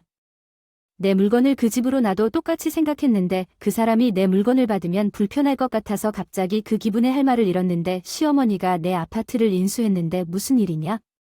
거기로 물건을 보내고 같이 여행할 수 있을 만큼 가까워서 괜찮아. 엄마 여긴 넓은 곳이니까 그 사람 물건은 문제 없을 거야. 내가 외도 여행을 즐기고 있는 동안 왜 엄마가 여기에 있어? 레이첼이 쓰러져서 이웃이 내 엄마에게 연락했어. 우리는 평소에 충격을 받았어. 아내가 남편에게 연락하곤 했죠. 충격적이네요. 그건 우리 걱정이 아니군요. 당신 아내가 가족을 속이고 가혹하게 대하는 어려움에 대해 생각하지 않았나요? 당신의 물건을 치우는 것만으로는 내 배를 달래기에 충분하지 않습니다. 우리 물건은 어디에 있습니까? 그럼 나도 거기로 갈게요. 너 같은 어리석은 아들은? 쫓겨나겠지만 내 딸은 나를 그리워할 것이다. 나는 그녀의 아버지 운전 중에 아이가 울기 때문에 자녀와 아내를 외딴 마을에 두고 떠날 때 그랬고 추운 비와 눈 속에서도 밤에 쫓아냈어.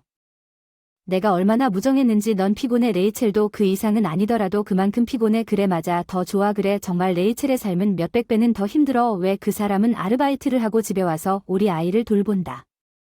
빨래도 하고 요리도 하고 집안일도 모두 혼자 하는 그녀는 리모컨이 바로 앞에 있는데도 채널을 바꿔줘야 하는 당신이 얼마나 어리석은 짓을 할 수 있겠습니까? 나는 단지 전통적인 남편일 뿐이고 폭군에 더 가깝습니다. 당신은 이해하지 못할 것입니다. 엄마는 당신이 아버지라고 말하지만 집에 거의 오지 않습니다. 우리 아이는 당신의 얼굴조차 기억하지 못합니다. 어린이집에 누워서 아빠를 그려달라고 했더니 그냥 원만 그렸는데 얼굴도 없고 넌 존재하지 않는 게 나을지도 몰라. 정말 멍청한 놈이야. 엄마가 아이를 그만 모욕하는 것만큼 멍청해. 아이들은 정직해. 그녀는 아빠를 본 것만 그렸어. 집은 눈에 띄지 않는 편이 나을지도 몰라. 난 늦은 밤이나 이른 아침에만 집에 있어. 거의 볼 일도 없고 그녀와 이야기도 하지 않는 옷을 갈아입으려고요. 그러면 내가 어디로 가야 할까요? 그러면 당신 여주인의 집으로 가야 할 것 같습니다. 어쩌면 당신은 우리 결혼했어요. 결혼했다고 무슨 말을 하는 겁니까? 그런 척 거의 안 해. 너한테는 진짜 부부처럼 살아본 적이 한 번도 기억 안 나는데 난 그냥 가정부 아닌가? 그래 맞아. 넌 가정부야. 너를 여자로 본 적도 없고. 그냥 들어봐. 저와 계속 가사도 우미를 하는 건 그런 마음이 너무 좋아서 당신과 함께 있을 수 없어서 집에 마지막 선물 하나를 남겨둔 이유입니다. 마지막 선물 거기 아무것도 없어요. 식탁을 확인하다가 부엌에 가서 찾았어요. 이게 뭐죠? 이혼 서류. 왜 이혼 서류를 작성하는지 알겠습니다. 당신과 결혼 생활을 유지하는 것의 가치나 의미. 당신은 내가 단지 현금소라고 생각하는 것. 현금소가 더 가치가 있을 텐데 당신은 내가 단지 가정부라고 주장하는 것조차 아니군요. 말도 안 돼요. 사이먼. 아빠 당신도 여기 계셨죠. 내 모두가 듣고 있는 걸 다 들었어. 그래 내가 그렇게 폭군이라고 생각하진 않았어. 레이첼이 나에게 말했을 때 믿을 수가 없었지만 이 전화를 통해 오늘 그곳을 떠나야 하는 모든 것이 명확해졌어. 왜 리모델링 공사가 내일 오는지, 왜 그것이 팔렸는지, 왜 무엇을 왜 팔겠습니까? 아파트가 하나 더 있어서 아빠가 필요하지 않습니다. 그래서 팔린 것입니다. 살 곳이 없어 문제가 없습니다. 여주인에게 가십시오. 더 이상 아무것도 빌려주지 않습니다. 당신은 아들 대신 그녀를 선택합니다. 예, 그녀는 더 가치가 있습니다. 여자를 그런 식으로 대하는 남자의 편은 못 된다. 아니 난 엄마한테 헌신적이야. 내 마음은 전혀 이해가 안 돼. 헤이 레이첼. 그래 이혼할까 생각하는 건 얼마나 어리석은 일인지. 내가 참았으니 당연한 일이야. 내 가족까지 포함시켰다고. 나는 당신을 위해 귀중한 시간을 낭비했다. 이혼에 대해 여러 번 생각해봤지만 그런 말은 들어본 적도 없지 않습니까? 나는 계속해서 아버지를 그 아이에게서 빼앗지 말라고 스스로에게 다짐했습니다. 한밤중에 구급차 내가 아플 때도 난 맨날 혼자 버텼어. 넌 몸이 안 좋다고 하면 한 번도 도와준 적도 상담한 적도 없었어. 넌 나만 그런 게 아니라고 나가서 내가 강해졌어. 사실은 몸이 약하고 병원을 자주 방문해서 혼자서는 할 수 없다고 늘 생각했는데 너한테 가혹한 대우를 받고 우리 아이를 위해 노력하면서 육체적으로 강해졌어. 역경이 사람을 강하게 만드는 건 사실이야. 아이 그거라도 고마워. 젠장. 이제부터 내가 너희 가정부는 아니지만 딸을 키우면서 전문적으로 가사도우미로 일할 테니 너희 부모님이 이런 걸 지지하고 계시지. 우리 부모님. 그래 너희 애인이 있다고 했어. 그러니 더 이상 부모님은 필요하지 않지만 나 혼자 힘든 시간을 보낼 것 같아요. 부모님이 도와주겠다고 하더군요. 정말 다행이에요. 레이첼을 도와주게 돼 기뻐요. 늘 그 사람과 사이좋게 지내고 싶었지만 그럴 수가 없었어요. 슬프게도 이제 손자를 매일 볼 수 있어요. 레이첼과 함께 살고 싶어요. 그게 좋은 생각이군요. 그러면 우리 손자를 돌볼 수 있어요. 레이첼이 일할 때 엄마는 항상 좋은 아이디어가 있으니 사이먼은 빨리 이혼 서류에 서명하세요. 너희 둘이 나 대신 그 여자를 선택하는 건 믿을 수 없어. 그리고 또 믿을 수 없는 일이네. 사이먼은 위자료 소송을 당할 거야. 그리고 우리 손자가 대학을 졸업할 때까지 자녀 양육비도 정기적으로 지불하지 않으면 우리는 할 거야. 물론 레이첼은 아이를 키우는 미혼 여성입니다. 당신이 할 수 있는 최소한의 일은 자녀 양육비를 지불하는 것입니다. 그 아이는 당신 것입니다. 괜찮습니다. 알겠습니다. 그렇지 않으면 이혼하지 않겠습니다. 이혼 별거 해도 위자료나 양육비 안 줘도 다른 여자랑 자유할 수 있어. 완벽해. 넌 너무 바보 같아. 아무것도 모르잖아. 생활비 안 주면 무슨 말인지. 그리고 부정행위는 이혼의 근거가 되니 법정에서 합의할 수 있다는 뜻입니다. 법적 비용은 괜찮습니까? 이혼하고 자녀 양육비를 받을 계획이 무엇이든 당연히 우리는 당신 같은 여자의 적에게서 할 수 있는 것을 빼앗아야 합니다. 비록 당신이 거기에 옳고 그른 일이 있더라도 당신은 속이고 레이첼을 고통스럽게 만들었습니다. 이제 당신이 고통받을 차례입니다. 적어도 제가 집에서 살게 해주세요. 내 여주인에게 한 달에 $3,000를 줄 것입니다. 돈이 없습니다. 그건 절대 우리 문제가 아니야. 그리고 한 가지 더, 우리는 이혼에 대해 그녀에게 말했는데 왜 그녀는 아마도 당신과 제대로 결혼하고 싶어 할지 모르지만 우리가 그녀에게 말했을 때 그녀는 당신과 결혼하지 않을 것이라고 말했습니다. 그것은 그녀와 내가 그렇지 않기 때문입니다.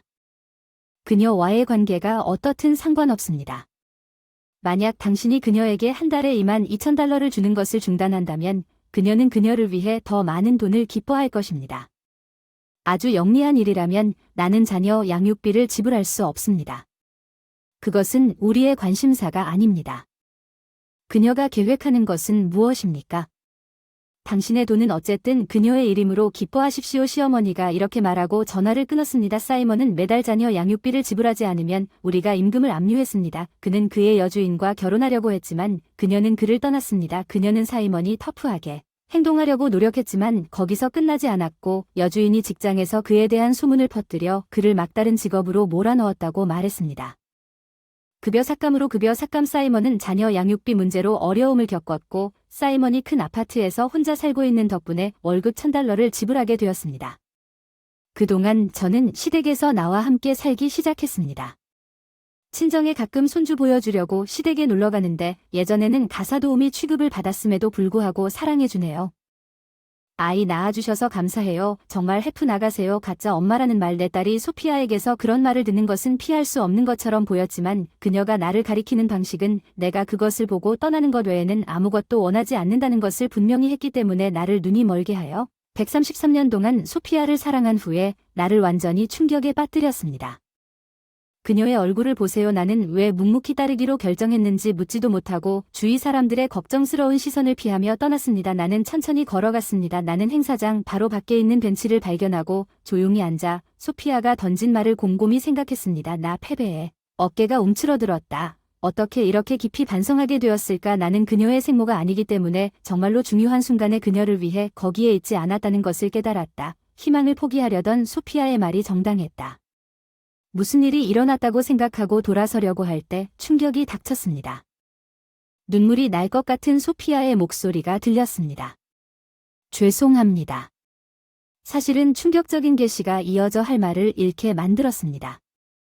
제 이름은 아멜리아 스미스, 어미려 스미스, 48세입니다. 3살 CEO 나에게는 친자식은 아니지만 소피아라는 딸이 있다. 그녀의 한부모였던 아버지 에단과 결혼했을 때 그녀는 내 딸이 되었다. 나는 퇴근 후 어느 날 회사원이었을 때 이안을 만났다. 식료품 쇼핑을 하다가 지갑을 떨어뜨린 사람을 만났습니다.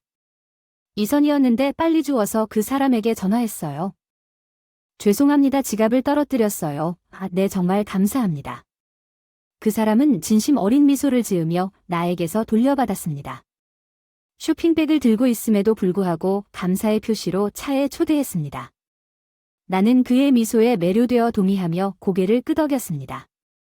놀랍게도 차를 마시는 시간이 훌쩍 지나가고 이선이 갑자기 서둘러 떠날 준비가 된 시간을 알아차린 것은 기분이 좋았습니다. 딸을 붙잡아서 미안합니다. 나를 기다리고 있으니 가봐야 하는데 괜찮다면 그가 플래너에게 연락처 정보를 적고 서둘러 떠났다는 얘기를 다시 듣고 싶습니다. 내가 회오리 바람 만남에 대해 낄낄거리며 비용을 지불했기 때문입니다. 내 식료품 이선이 이미 청구서를 처리했다는 것을 깨달았습니다. 그것은 여러 데이트 후에 우리 관계를 시작하는 기억에 남는 방법이었습니다. 나는 그가 미혼부라는 사실을 더 많이 알게 되었습니다. 그의 아내가 아파서 그의 이전 결혼이 끝났습니다. 그는 부양하기 위해 쉬지 않고 일했습니다. 당시 10살이었던 소피어의 삶에 대해 더 많은 것을 알게 되면서 나는 그에게 매력을 느꼈고 우리 관계가 깊어짐에 따라 그도 나에 대해 같은 감정을 느꼈고 이내 제안을 즉시 받아들였지만 고려해야 할 몇 가지 우려사항이 있었습니다. 우리 관계가 시작될 때 평생의 꿈을 추구하기 위해 직장을 그만두었습니다. 그것은 내 인생의 유일하게 안정된 측면이었습니다. 이는 이것을 알고 함께 시간을 보내는 동안 여전히 나에게 프로포즈하기로 결정했습니다.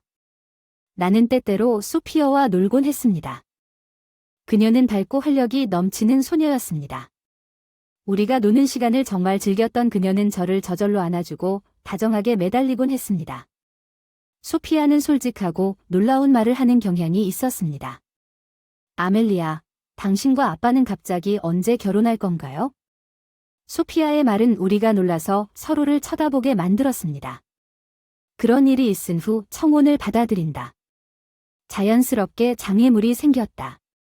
부모님에게 결혼 소식을 직접 알리러 갔다가 이단과 인사를 하러 갔을 때 원래 이단은 나와 함께 인사하러 오기로 했으나 결국엔 그러지 못하게 됐다. 막판에 출장을 가는데 다른 방법이 없어서 못 가서 일정을 다시 잡으려고 했는데 나 혼자 먼저 가라고 해서 혼자 한 번 가서 인사하면 정말 미안할 것 같아 다음번에 같이 가면 더 순조롭게 진행될 테니 묻기 싫지만 부모님께 안부 전해주세요. 당시에는 별 생각이 없었지만 그때는 강하게 반대했어요. 일방적으로 혼났고 부모님한테도 혼났어요. 이선이 성실하지 않다고 말하는 것에 분개했지만 부모님이 왜 걱정했는지 이해합니다. 나는 막 꿈의 회사를 시작했고 수입이 아직 안정적이지 않았습니다. 게다가 이것이 첫 번째 결혼이었는데 이선이 이혼했고 아이가 있다는 사실이 그들의 걱정은 예상 가능한 일이었지만 나는 부모님을 설득할 수 있었고 다시 결혼 인사를 하러 갔을 때 어떻게든 이해를 얻었다. 부모님은 우리를 따뜻하게 맞이해 주셨고 결혼한 지 몇 년이 지났지만 진심으로 나의 행복을 바라셨던 부모님이었다. 소피아도 포함해서 셋이서 이렇게 즐거운 시간을 보내다 보니 점점 망가지기 시작했다. 원인은 나에게 있었지만 그래도 외로웠다. 감사하게도 이안과 결혼한 뒤 일이 순조롭게 진행됐지만 덕분에 바빠졌다. 그리고 집에 돌아왔을 때 집안일을 거의 끝내지 못하고 있어서 소피아를 위한 시간을 낼 수 없었고 어쩌면 그래서 우리가 감정적으로 멀어진 이유일 수도 있습니다. 그렇다면 적어도 이선이 소피아를 위한 시간을 만들어줬으면 좋겠지만 시간을 낼 수 없었습니다. 나는 이선도 일로 바쁘고 모든 것을 그에게 맡기고 제 자신을 따로 두는 것이 나와 맞지 않는다는 것을 알고 있습니다. 인에게 물어보았지만 눈살을 찌푸리고 강의를 들었습니다. 소피아도 걱정되겠지만 일이 바빠서 이해하겠지 너무 자책하지 말라고 하는 것 같아서 좀 짜증났고 이게 싸움의 원인이 되었고 나는 우리 부부의 아래여서 관계는 식었지만 그것을 고치는 대신 직장으로 탈출했고 소피아는 현재 중학교에 있고 사춘기 한가운데에 그녀는 집에 자주 없었고 중요한 내가 결석하면 내가 깨어날 때 우리 사이에 거리가 생겼습니다. 아침에 일어나서 인사하기 나는 가볍게 고개를 끄덕일 뿐이고 오랫동안 그녀의 목소리를 듣지 못했다. 그녀가 학교에 갈 때 나는 좋은 하루 보내라고 말했지만 그녀는 단지 애매하게 웃으며 대답하지 않았다. 소피어가 집에 돌아올 때 나는 일하러 가고 저녁 식사는 미리 준비한 일이어서 그녀는 더위를 떨고 있으며 이선도 늦게까지 일하므로 소피어는 아마도 혼자 식사를 할 것입니다. 그런 생활 방식을 계속 유지했기 때문에 둘 사이의 거리가 커진 것은 당연합니다. 우리는 인과 결혼하기 전에는 생물학적으로 관련이 없었습니다. 우리는 그렇게 즐거운 시간을 보냈지만 지금은 거의 존재하지 않습니다. 소피어의 친아빠임에도 불구하고 이는 무관심한 것 같고 그의 반응은 내 자신의 일과 이선의 일에 대해 무뚝뚝합니다. 소피아가 내 사업 요구와 이선의 업무 상황에 대해 어떻게 슬퍼할지 논의해보았지만 나는 반응만 웃었고 여전히 그는 직장에서 늦게 집에 오며 집에 있는 어떤 것도 다루려고 하지 않거나 소피아가 그것이 좋지 않다고 생각하는 것에 대해 이야기하려고 하지 않습니다. 이를 위해 소피아는 회사에서 보내는 시간을 줄이기 위해 그녀를 위해 시간을 내려고 최선을 다했습니다. 학교 행사가 있으면 집으로 가져가려고도 했습니다. 슬프게도 예상치 못한 약속이 있을 수 있도록 근무 일정을 조정하려고 노력했습니다. 불가피하게 중요한 일이 항상 계획대로 진행되지 않았다는 것을 의미했습니다. 아마도 소피아도 내 시도에 지쳤을 수도 있습니다. 이미 있었던 감정적 거리가 더 넓어졌을 수도 있습니다. 내가 아침 저녁으로 준비하는 동안 이제 그녀는 학교로 떠납니다. 내가 돌아오기 전에 그 사람은 자기 방으로 돌아간다. 나를 피하기 시작해서 내가 학부모 교사회의 학교 축제 나 졸업식 같은 일에 참여할 수 없었다. 우리 회사가 안정될 때쯤 소피아가 고등학생이 되었을 때에도 계속 그랬다.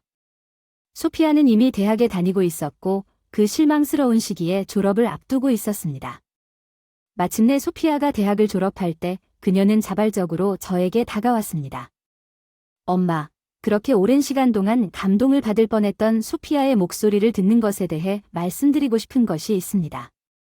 하지만 울고 있으면 그녀의 이야기를 들을 수 없었기 때문에 나는 미소를 지으며 그녀를 마주했습니다. 무슨 일인지 아가 당신은 이전에 일어난 모든 일과 그녀의 신뢰가 흔들리다 소피아를 위해서라면 무엇이든 하고 싶었고 소피아가 다음에 무슨 말을 할지 기대 반. 두려움 반으로 소피아가 폭탄 선언을 했어요. 엄마 결혼하고 싶어요. 사랑하는 사람이 있어요. 시간이 멈춘 것 같은 느낌이 들었어요. 확실히 아니었어요. 소피아가 그 나이인 걸 알면서도 그런 소식을 들을 줄 알았는데 그녀에게 남자친구가 있다는 생각은 한 번도 내 마음에 떠오르지 않았습니다. 나는 결혼 이야기에 전혀 준비가 되어 있지 않았습니다. 단순히 소피아의 얼굴에 걱정스러운 표정을 보고 남자친구가 있다는 소식을 듣는 것이 나를 다시 데려왔습니다. 현실로 그리고 거기에서 우리는 길고 깊은 대화를 나눴습니다. 이전에 듣지 못했던 모든 것을 따라 잡았습니다. 소피아가 기억할 수 있는 모든 기억 나는 소피아가 겪은 어려움과 이후 겪은 행복하고 즐거운 일들을 열심히 들었습니다. 그 약혼자 얘기까지 다 듣고서 소피아가 도와주겠다고 간절히 제안했는데 지금까지 별로 할 게 없어서 도와주겠다. 결혼식 장소가 결정됐어. 결혼식 후에 살 곳이 있는지 알려줘. 혹시 모르는 것. 불안한 것 있으면 멋진 예식이 되도록 할게요. 소피아는 눈물을 흘리며 계속 고개를 끄덕이는 소피아를 끌어안고 눈물을 흘리며 진심으로 축하의 말씀을 전했습니다. 오히려 회사를 시작할 때보다 더 바빠서 결혼 준비를 도우며 일을 병행했고 소개팅 자리에서 약혼자를 만나기도 했는데요. 약혼자는 정말 성실하고 친절한 사람 같았고 첫눈에 깊은 감정을 느꼈습니다. 안도감 준비가 진행되면서 외로웠던 시간들을 그 사람이 소피아를 듬뿍 채워줄 거라 생각했어요. 가족 소개가 있어야 한다는 걸 알았으나 취소된 것 같았고 약혼자에게 인사할 기회도 없었어요. 부모님은 결혼식 날 제대로 만날 줄 알았기 때문에 별로 걱정하지 않았습니다. 불가피한 일이 있어서 더 베뉴에 늦게 도착했지만 사정상 입장이 불가능하다는 말을 들었습니다. 필사적으로 항의하는 외부인 나는 신부 소피아의 어머니라고 주장했지만 그들은 그녀의 어머니가 이미 거기에 있다고 말했고 나는 문 앞에서 거절당할 것이라고 생각했을 때 완전히 혼란스러워했습니다. 우리가 입었던 가운을 입은 소피아 내가 드디어 충격적인 말을 듣게 될 줄 알았던 순간 달려온 함께 선택한 함께 가자 엄마 휴가 갑자기 나에게 던진 말에 즉시 깜짝 놀랐다. 나는 내 딸처럼 소중히 여겼던 소피아가 놀라운 일이 아니라는 것을 깨달았다. 13년은 나에게 무슨 일이 있어도 나를 내보내고 싶다는 절박한 표정을 지목하는 소피아의 모습이 불가피하다고 말하고 있었다. 나는 이유를 묻지 않고 묵묵히 따르겠다고 방관자들의 동정적인 시선을 헤쳐나가며 나는 완전히 충격을 받은 채 천천히 현장을 떠났다. 떨리는 다리로 걸으며 결혼식장 밖으로 나왔는데 어떻게 도착했는지 흐릿했지만 더 급한 것은 적막함이었다. 척추가 차갑고 기분이 좋았고 땀이 많이 흘렀고 이 기분이 비참했다. 나를 짓눌러 벤치를 발견하고 잠시 쉬어가기로 마음먹었다. 얼마 전까지만 해도 지난 일은 다 거짓말인 것 같았고 소피아와 함께 시간을 보내고 있었는데 드디어 뜻깊은 일에 참여하게 될 줄 알았는데 소피아의 삶에서 소피아가 나에게 던진 가짜 엄마라는 말이 내 머릿속에 박혀 꿈쩍도 하지 않았다. 사실 나는 소피아의 진짜 엄마가 아니었고 중학교 때부터 우리 사이에 거리가 벌어졌고 나는 이를 핑계로 일을 하지 못했다. 깊이 관여한 것은 우리가 너무 오랫동안 서로를 오해했기 때문이었습니다. 소피아가 결혼할 때 나에게 다가왔고 나는 벤치에 앉아 내가 어디에서 잘못되었는지 궁금해했습니다. 이러한 생각들이 내 머릿속을 맴돌았으며 소피아의 결혼식이 시작되기까지는 아직 시간이 남아 있었습니다.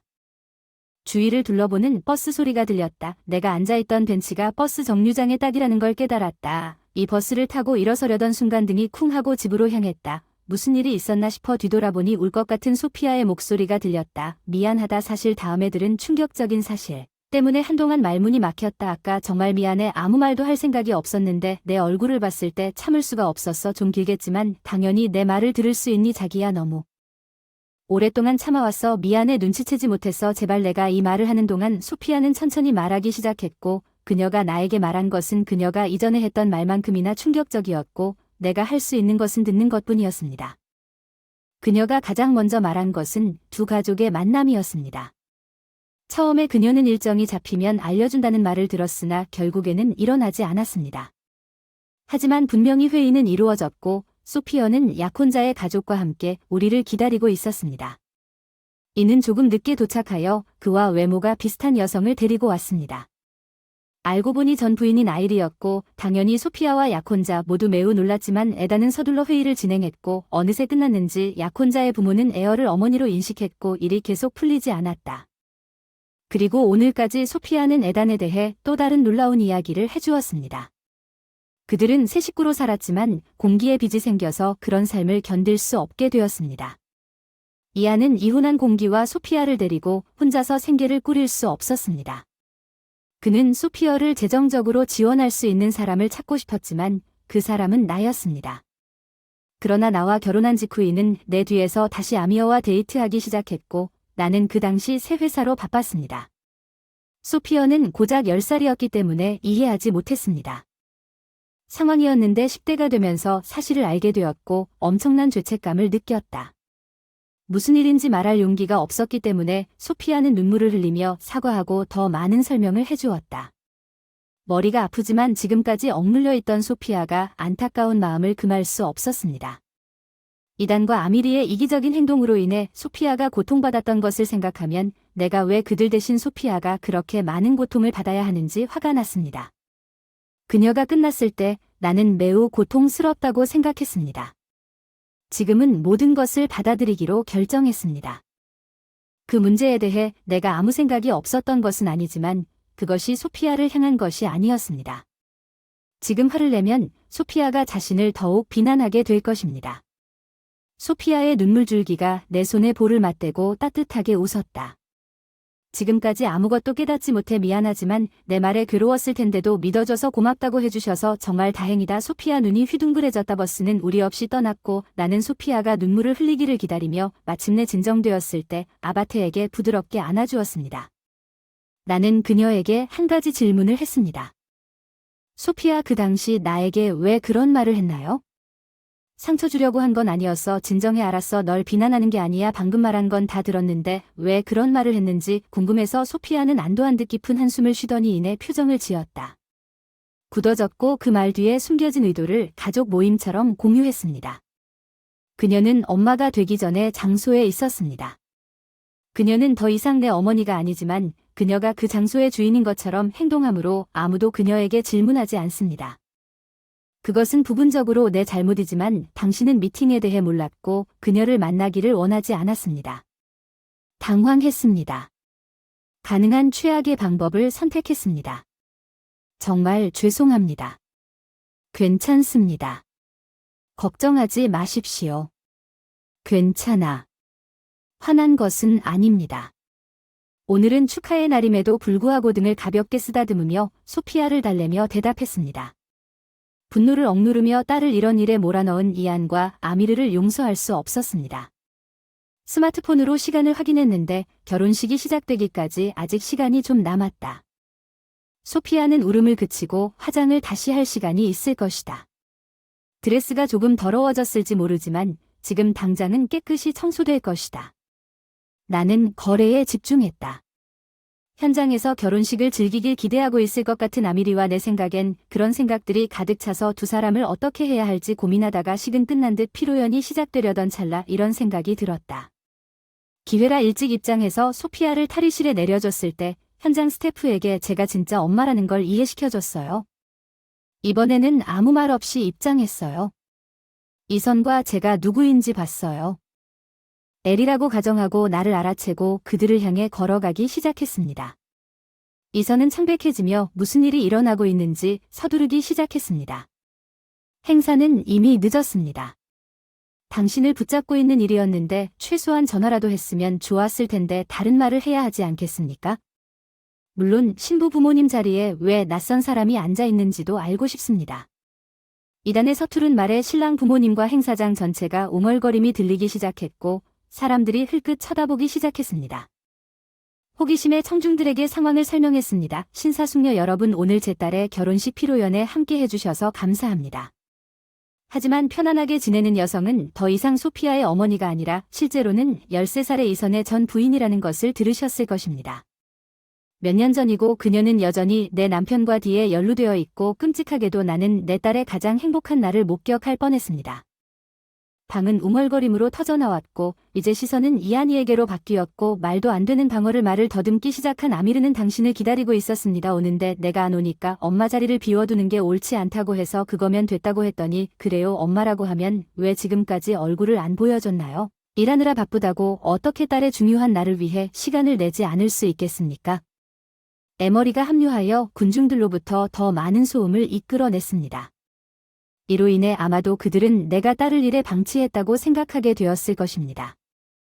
결혼식이 시작되기 전에 끝났어요. 딸의 큰 날이죠. 물론 시간에 맞춰갈 생각이었는데 행사장에 도착했을 때 게이트에서 거의 거절당할 뻔했어요. 또 이유가 뭐죠? 아, 그렇죠. 엄마가 이미 도착했다고 하더군요. 정확히 내가 누군지 넌 나를 쫓아내기 위해 소피아의 어머니로 가장했어. 그렇지 않았니? 넌 나타나지 않았어. 방금 어머니인 척하라는 요청을 받았어. 내 잘못이 아니야. 아미리가 항의했는데 그게 더 말다툼을 하라는 신호였지만 문이 터졌다. 문이 열리자 소피아는 강한 발걸음으로 들어왔습니다.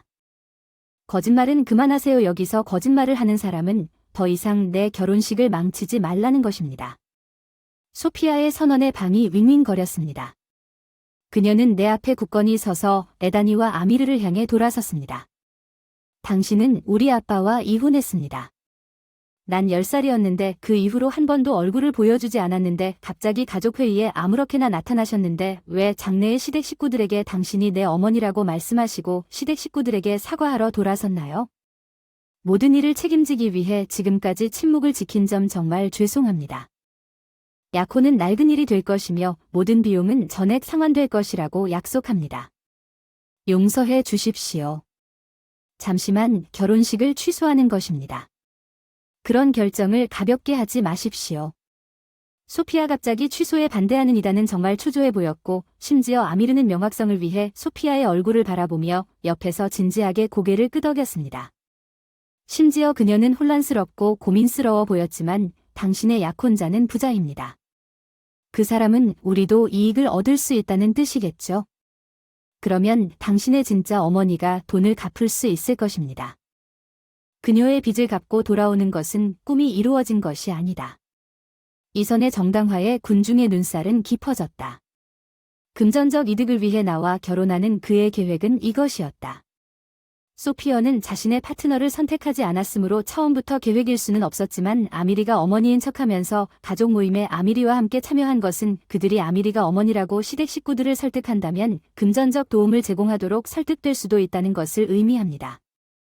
하지만 여기서 불쑥 말을 하면 에리도 같은 생각을 하는 것 같았고 당황하여 이선의 팔을 잡아당겨 꾸짖기 시작했습니다. 나는 그녀가 말하는 것을 듣지 못했지만 이선은 즉시 입을 가리고 우리를 돌아보았지만 행동하기엔 너무 늦었다. 시댁 식구들은 분노했고 그 결과인 에머리와 시댁 식구들 사이에 열띤 논쟁이 벌어졌습니다. 나는 그녀의 진짜 어머니입니다. 나는 그녀를 낳고 이 세상에 데려온 사람입니다. 그 주장은 시어머니에 의해 반박되었습니다. 그녀는 당신의 기질을 가지고 있지 않습니다. 아마도 그녀의 양육이 우월했기 때문에 가장 좋을 것입니다. 그녀는 내 아이입니다. 아멜리아는 일로 너무 바빠서 소피아를 많이 귀찮게 하지 않았습니다. 소피아는 즉시 반박했습니다. 나는 당신이 아버지에게 얼마나 부끄럽게 행동했는지에 대해 너무 죄책감을 느꼈기 때문에 당신을 피했습니다. 나는 아멜리아를 내 진짜 엄마라고 생각하며 내 어머니가 고개를 완전히 저으며 손가락을 가리키며 이렇게 말한 것처럼 당신이 아미리를 가리킨다고 주장하고 싶지 않습니다. 이를 명백히 경멸하며 아미리에게 말하자 시아버지가 될 소피아는 결혼식 비용을 바로 노리는 사람과 친척이 되고 싶지 않다고 끼어들었고 그는 날카로운 어조로 말했고 내가 자신을 소개했을 때 아미리는 반항적으로 대답했습니다. 그녀의 진짜 어머니는 그것을 받아들였기 때문에 잘못된 것이 없으며 내 주장은 유효합니다. 그녀는 빚을 갚기 위해 돈이 필요하다고 말했고 신랑은 분노를 터뜨렸습니다. 그의 얼굴은 스턴이 되었습니다. 나는 단지 소피아와 함께 있고 싶을 뿐입니다. 둘 다의 부담을 감당할 수 없습니다. 너희들 시어머니가 끝내기 전까지는 상황이 걷잡을 수 없이 끝났어. 우리는 즉시 결혼식을 취소할 거야. 이 문제가 해결되자 해산하자. 시어머니는 확실히 우리에게 논쟁할 여지가 없게 하겠다고 선언했고 우리는 어쩔 수 없었다. 신랑 식구들을 붙잡으려는 이안의 필사적 시도를 무시하고 탈의실로 돌아온 에단 일행은 나를 노려보며 분개하며 아무것도 할 수 없어 나뿐 아니라 많은 사람들이 너만 속인 결과 당신은 소피아에게 고통만 안겨주었고 이 결과는 예상된 것입니다. 나는 인과 에머리에게 소피아의 손을 잡기 전에 신랑 가족에게 사과하라고 말했습니다. 탈의실에 도착하자 그룸즈 가족은 분명한 분노로 우리를 맞이했습니다. 그러나 소피아와 에머리가 끝난 후 나는 그들이 우리의 이야기를 듣기 위해 돌아섰을 때 진심으로 사과할 뻔했다. 소피아에게 감사했고 나는 모든 것을 다시 사과했고 그들은 이해했고 심지어 우리에게 공감하기까지 했다.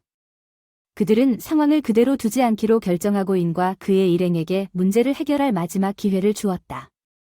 소피아와 내가 말한 것이 사실이기는 하지만 순간의 열기는 건설적이지 않을 것입니다. 우리는 이선의 주장을 다시 한번 경청한 직후 약간의 설득을 통해 행사장 직원이 문제를 논의하기 위한 회의를 열도록 했습니다.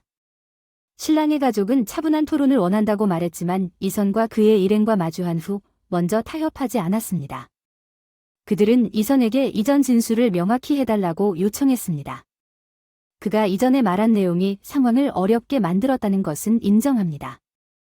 아멜리아는 소피아를 잘 보살펴 주었지만 소피아가 당신의 아들과 결혼한다면 그녀의 삶은 안정될 것이고 그 돈으로 아미르의 빚을 갚을 수 있을 것입니다. 부채 앞서 우리로부터 이익을 얻는 것에 관해 당신이 언급한 것은 우리가 빚을 갚도록 하기 위해 소피아를 이용하려는 당신의 의도가 지금 모순되고 있다는 것입니다. 당신은 단지 우리에게 다정하게 이야기하려고 하는 것뿐입니다. 우리가 그것을 이해하는 것이 옳습니까? 시댁 식구들이 압력을 가하고 있니 대답할 수 없는 방식은 에머리가 자신의 이전 폭발에 대해 설명하라는 요청을 받았을 때 묵묵히 꾸지람을 받았습니다. 그녀도 그녀의 이야기를 왜곡했습니다. 실제로 빚이 있지만 도박을 한 적이 없는 의료비에 대한 것입니다. 그렇다면 소피어가 마어는 당신의 아들입니다. 이선과 아미어가 이렇게 말하면서 제가 빚진 빚을 갚을 수 있습니다. 그들은 그들에게 기회를 준 후 자신들의 환심을 사려고 노력하고 있다는 것이 꽤 분명했습니다. 이제 그들은 눈썹을 찌푸리고 조용히 앉아 있었습니다. 그러나 에머리 이것을 기회로 오해한 듯 자기 중심적인 이야기를 계속했다. 나는 그것을 피하려고 노력했지만 그녀의 주장은 너무 자기 몰입적이어서 침묵을 지켰다. 내 빚은 도박 때문이 아니다. 출산 직후에 병이 났다. 소피아한테는 건강이 급격하게 나빠져서 입원 기간이 길어지고 당연히 의료비도 쌓여서 소피아를 키워야 했는데 엄청나게 힘들었는데 그 빚이 산후의료비도 아니면서 왜 부모님께 도움을 청하지 않았나요? 시댁 식구들에게 도움을 기대하기보다는 가족들에게 도움을 구하는 것이 흔한 일입니다. 쉬운 일을 처리하면서 단지 이용당하기만을 기다리고 있는 것처럼 말이죠. 나는 참지 못하고 불쑥 말했고 아미르는 안타깝게도 분노로 얼굴을 일그러뜨렸습니다. 의료비에 대한 빚은 가망이 없었습니다. 소피아는 자신의 빚이 도박과 디자이너 상품에 대한 과시로 인한 것이라고 나에게 털어놓았습니다. 설령 신랑 가족을 속일 수 있다고 해도 아미리가 나를 쐈을 때 나는 그 빚을 참을 생각이 없었습니다. 시어머니는 시어머니가 일어서서 의논을 끝냈으니 이제 이 논쟁은 끝낼 시간이 됐으니 이제 발생한 결혼 비용은 내가 처리할 거다. 이 말을 듣고 아미리는 즉각 돌변했다. 시어머니를 향해 반항적으로 턱을 내밀고 무뚝뚝하게 말을 이었다. 비용은 내가 부담해야지. 결혼식을 망친 건 너니까 돈을 내라. 내 잘못은 아니니까 그냥 하라고 했어. 아미리의 이기적인 주장이 이어졌고 이제는 신랑이 화를 냈습니다. 아멜리아는 잘못한 것이 없습니다. 사실 그녀는 우리가 다시 결혼한다면 존경할 중요한 사람입니다. 소피아와 나는 신랑을 보기 전에 눈빛을 주고받으며 어리둥절했습니다. 가족들은 별로 기뻐하지 않았던 아미리와는 달리 우리에게 윙크와 따뜻한 미소를 보내며 대답했습니다. 에다는 탐욕스러운 표정으로 고개를 치켜들었습니다. 아마도 아멜리아는 소피아의 어머니로 남을 수 있지만 저는 지금도 그리고 앞으로도 항상 그녀의 아버지일 것입니다. 나도 가족에 포함되어 있어 이선의 어리둥절한 표정에 나는 단지 천천히 고개를 저었다. 무슨 일인지 말하지 말라고 굳게 다짐했다. 나는 조치를 취하지 않을 것이라고 생각했고 이혼 소송을 제기할 것이고 만약 당신이 그 생각이 정말 마음에 들지 않아서 변호사를 참여시키고 이 말이 내 입에서 떠나자마자 공식적으로 해결하겠습니다. 이선의 에너지가 줄어들고 그는 이 기회를 놓치고 싶지 않아 침묵했습니다. 시어머니는 어미려가 있다면 즉시 약간의 추가를 했습니다. 이 조치를 고집하면 우리도 에리 에머리에 대해 법적 조치를 취할 것입니다. 이제 진정으로 타의 추종을 불허하는 시어머니의 주장을 조용히 고개를 끄덕였지만 서면 계약이 작성된 단순한 구두 약속에 만족하지 않을 것입니다. 각 파티는 마지못해 준수했고 이선과 에머리는 끝까지 묵묵히 우리의 상호작용을 지켜봤고 확고한 경계가 설정되었다는 결론과 함께 게드링은 해산되었습니다. 나는 인보다 먼저 집에 돌아와서 서둘러 짐을 꾸렸습니다. 다행히도 차가 있다는 것은 내가 무엇이든 채울 수 있다는 것을 의미했습니다. 그럼 잠시 이선이 돌아오기 전에 집을 떠나 차를 몰고 관공서로 곧장 가서 이혼 서류를 받고 변호사 사무실을 찾았어요. 빨리 믿을 만한 변호사를 찾아서 반쯤 쓴 이혼 서류를 가지고 상담하기로 했어요. 변호사가 인해 번호를 차단했습니다. 나는 그에게 지금부터 변호사를 통해 나에게 연락하라는 편지를 썼고 서류와 함께 보냈습니다. 비록 시간이 좀 걸렸지만 서명된 이혼 서류 이벤트가 결국 나에게 돌아왔습니다. 이선 섹션은 정식으로 돌아왔습니다. 작성하고 남은 것은 시청에 제출하는 것뿐이었습니다. 변호사는 이 지점에 도달하는 것이 꽤 힘든 일이라고 나에게 말했습니다. 이선은 나를 만나려고 반복적으로 격렬하게 항의했고 덕분에 회사에 상당한 방해가 되었습니다. 변호사의 끈기 있는 설득 끝에 이선은 이 과정을 통해 마음을 누그러뜨리고 문서에 서명했습니다. 이선의 부모님은 그가 가족과 버림받은 상황을 통보받았으며 이선이 결혼 비용을 갚을 청구서를 받았음에도 불구하고 집으로 돌아오지 말라는 말을 들었습니다. 아미리는 힘든 시기를 겪었습니다. 물론 그녀는 신랑 가족으로부터 결혼식 비용을 청구받았습니다. 제가 위자료를 요구하면 그녀의 상황은 더욱 위태로워졌습니다. 그녀는 파트타임으로 일했지만 상환금을 감당하기에는 충분하지 않았습니다. 여러 직업을 저글링한다는 것은 이제 그녀가 질을 뒤흔들 시간이 없다는 것을 의미했습니다. 내 관점에서 그것은 긍정적인 발전처럼 보였지만 에머리에게는 그것은 그녀가 꽤 지쳐 보였기 때문에 살아있는 악몽이었지만 직장을 찾는 모든 소란스러운 일들에 대해 그것은 내 관심사가 아니었습니다. 새 집은 미뤄두었지만 소피아가 전화해서 내가 새 집을 찾을 때까지 머물 곳을 마련해뒀어요. 조금 비좁게 느껴질 수도 있지만 저는 소피아와 그녀의 약혼자와 함께 그들의 집에서 이사하려고 했어요. 나는 몇 개를 샀습니다. 집들이 선물을 주고 만나러 가는 길에 모든 것이 순조롭게 진행되었고 나는 격변의 일에도 불구하고 이선과 성공적으로 이혼할 수 있었고 소피아에 다가오는 결혼은 모두 순조롭게 진행되었고 우리는 이제 다시 한번 결혼식을 준비하고 있었습니다. 이번 사태로 인해 결혼식을 2번이나 했지만 언젠가는 우리가 이 일을 되돌아보며 웃을 수 있을 거라 확신합니다. 나는 열심히 일했고 소피아의 행복을 바랐습니다. 내 이름은 에밀리입니다. 나는 32살입니다. 법률 파트너 사이먼은 4살 아래인 28세입니다. 저와 사이먼의 관계는 복잡하고 제가 공식 아내인 것처럼 행동하면서 관습법 신분을 비밀로 유지했습니다. 스미스 가족은 한 시대를 건설한 부의 가문입니다. 그러나 최근 몇 년 동안 그들의 부가 줄어들고 스미스 가족이 종말에 가까워지고 있었습니다. 이 위기에서 그들을 구한 사람은 사이먼의 공식 아내 줄리 오어테이거였습니다. 38세. 오어테이거 가족은 노귀족입니다. 스미스 가족은 재건을 위해 사이먼과 줄리 사이의 전략적 결혼을 주선했습니다. 줄리가 곁에 있는 한나는 사이먼과 진정으로 함께할 수 없다는 것을 알지만 여전히 사이먼을 사랑합니다. 이것이 바로 제가 이 믿을 수 없는 관습법 관계를 계속하는 이유입니다. 사이먼은 줄리와 내가 데이트를 시작했음에도 불구하고 그가 원하는 것은 무엇이든 하는 전형적인 부자 소년입니다. 젊은 여주인 켈리는 사이먼의 와인 수업의 학생인 척하며 그와 불법적인 관계를 이어갔습니다. 사이먼은 켈리에게 그가 나에게서 훔친 여주인에 대해 달콤한 말을 하며 재산의 상속자라고 과장했고, 켈리는 $400만 벌고 있다고 은밀하게 도발했습니다. 우리의 사랑을 키우기 위한 아스펜의 빌라, 당신의 행복을 훔쳐서 미안해요. 물음표로 가득 차서 대답했어요. 누가 그것을 짓고 있는지 확실히 그 사람은 아닙니다. 그는 그런 종류의 특권이나 돈이 혼란스럽지 않습니다. 켈리는 그의 은행 잔고가 $4 더한 걸 아시나요? 나는 사이먼의 공식 아내가 아닙니다. 그는 또 다른 공식 아내가 있습니다. 스미스 가족의 상황에 대해 전혀 모르고 사이먼의 톨테일즈를 믿었던 켈리에게 진실을 말할 때가 온 것 같습니다. 사이먼이 WI 바어에서 나에게 접근했습니다. 바 조명이 어두워서 그 사람 얼굴이 잘 안 보이더라고요. 여기 처음 오셨군요. 새로운 얼굴이군요.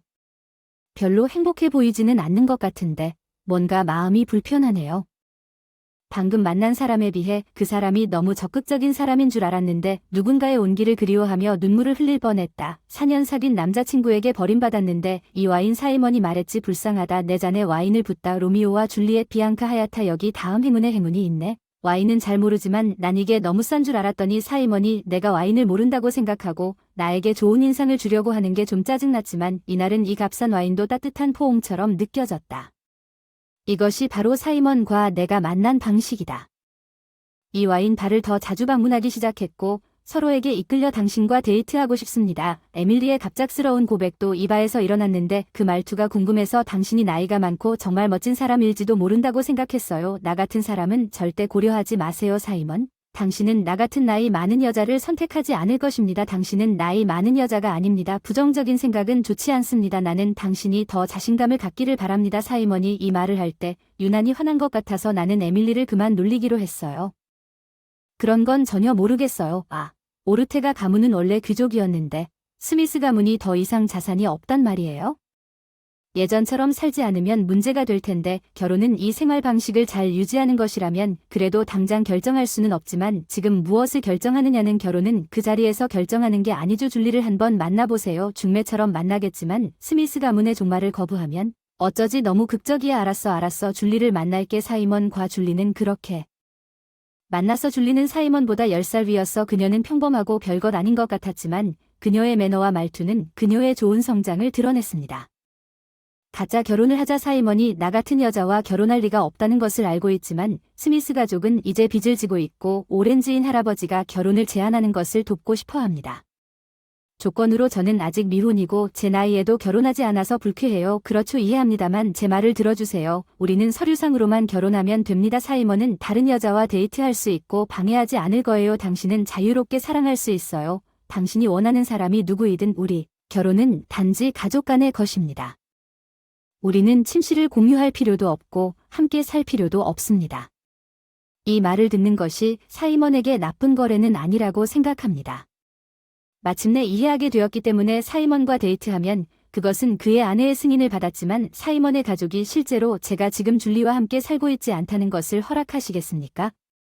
그녀는 그녀의 부모님 집에 머물고 있습니다. 그것은 저보다 더 멋지고 더 큽니다.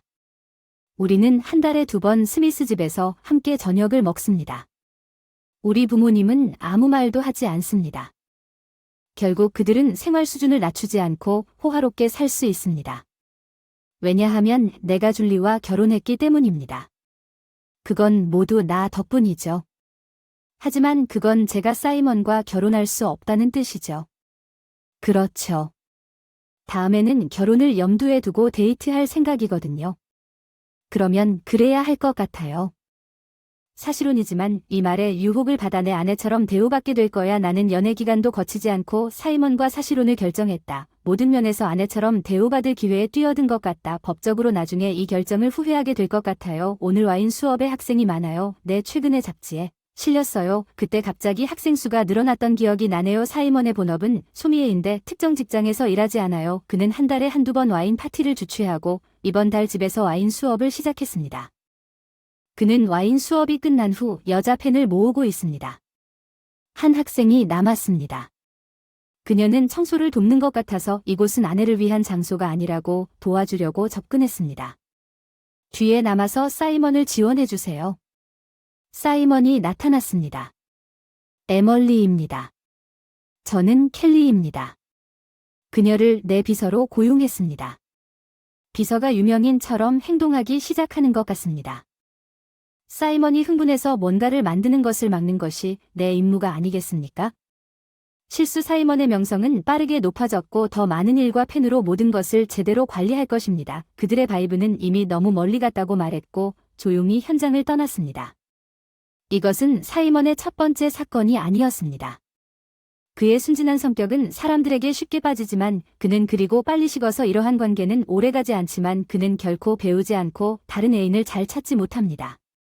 나는 와인 수업이 끝난 후 비서에게까지 도착했습니다.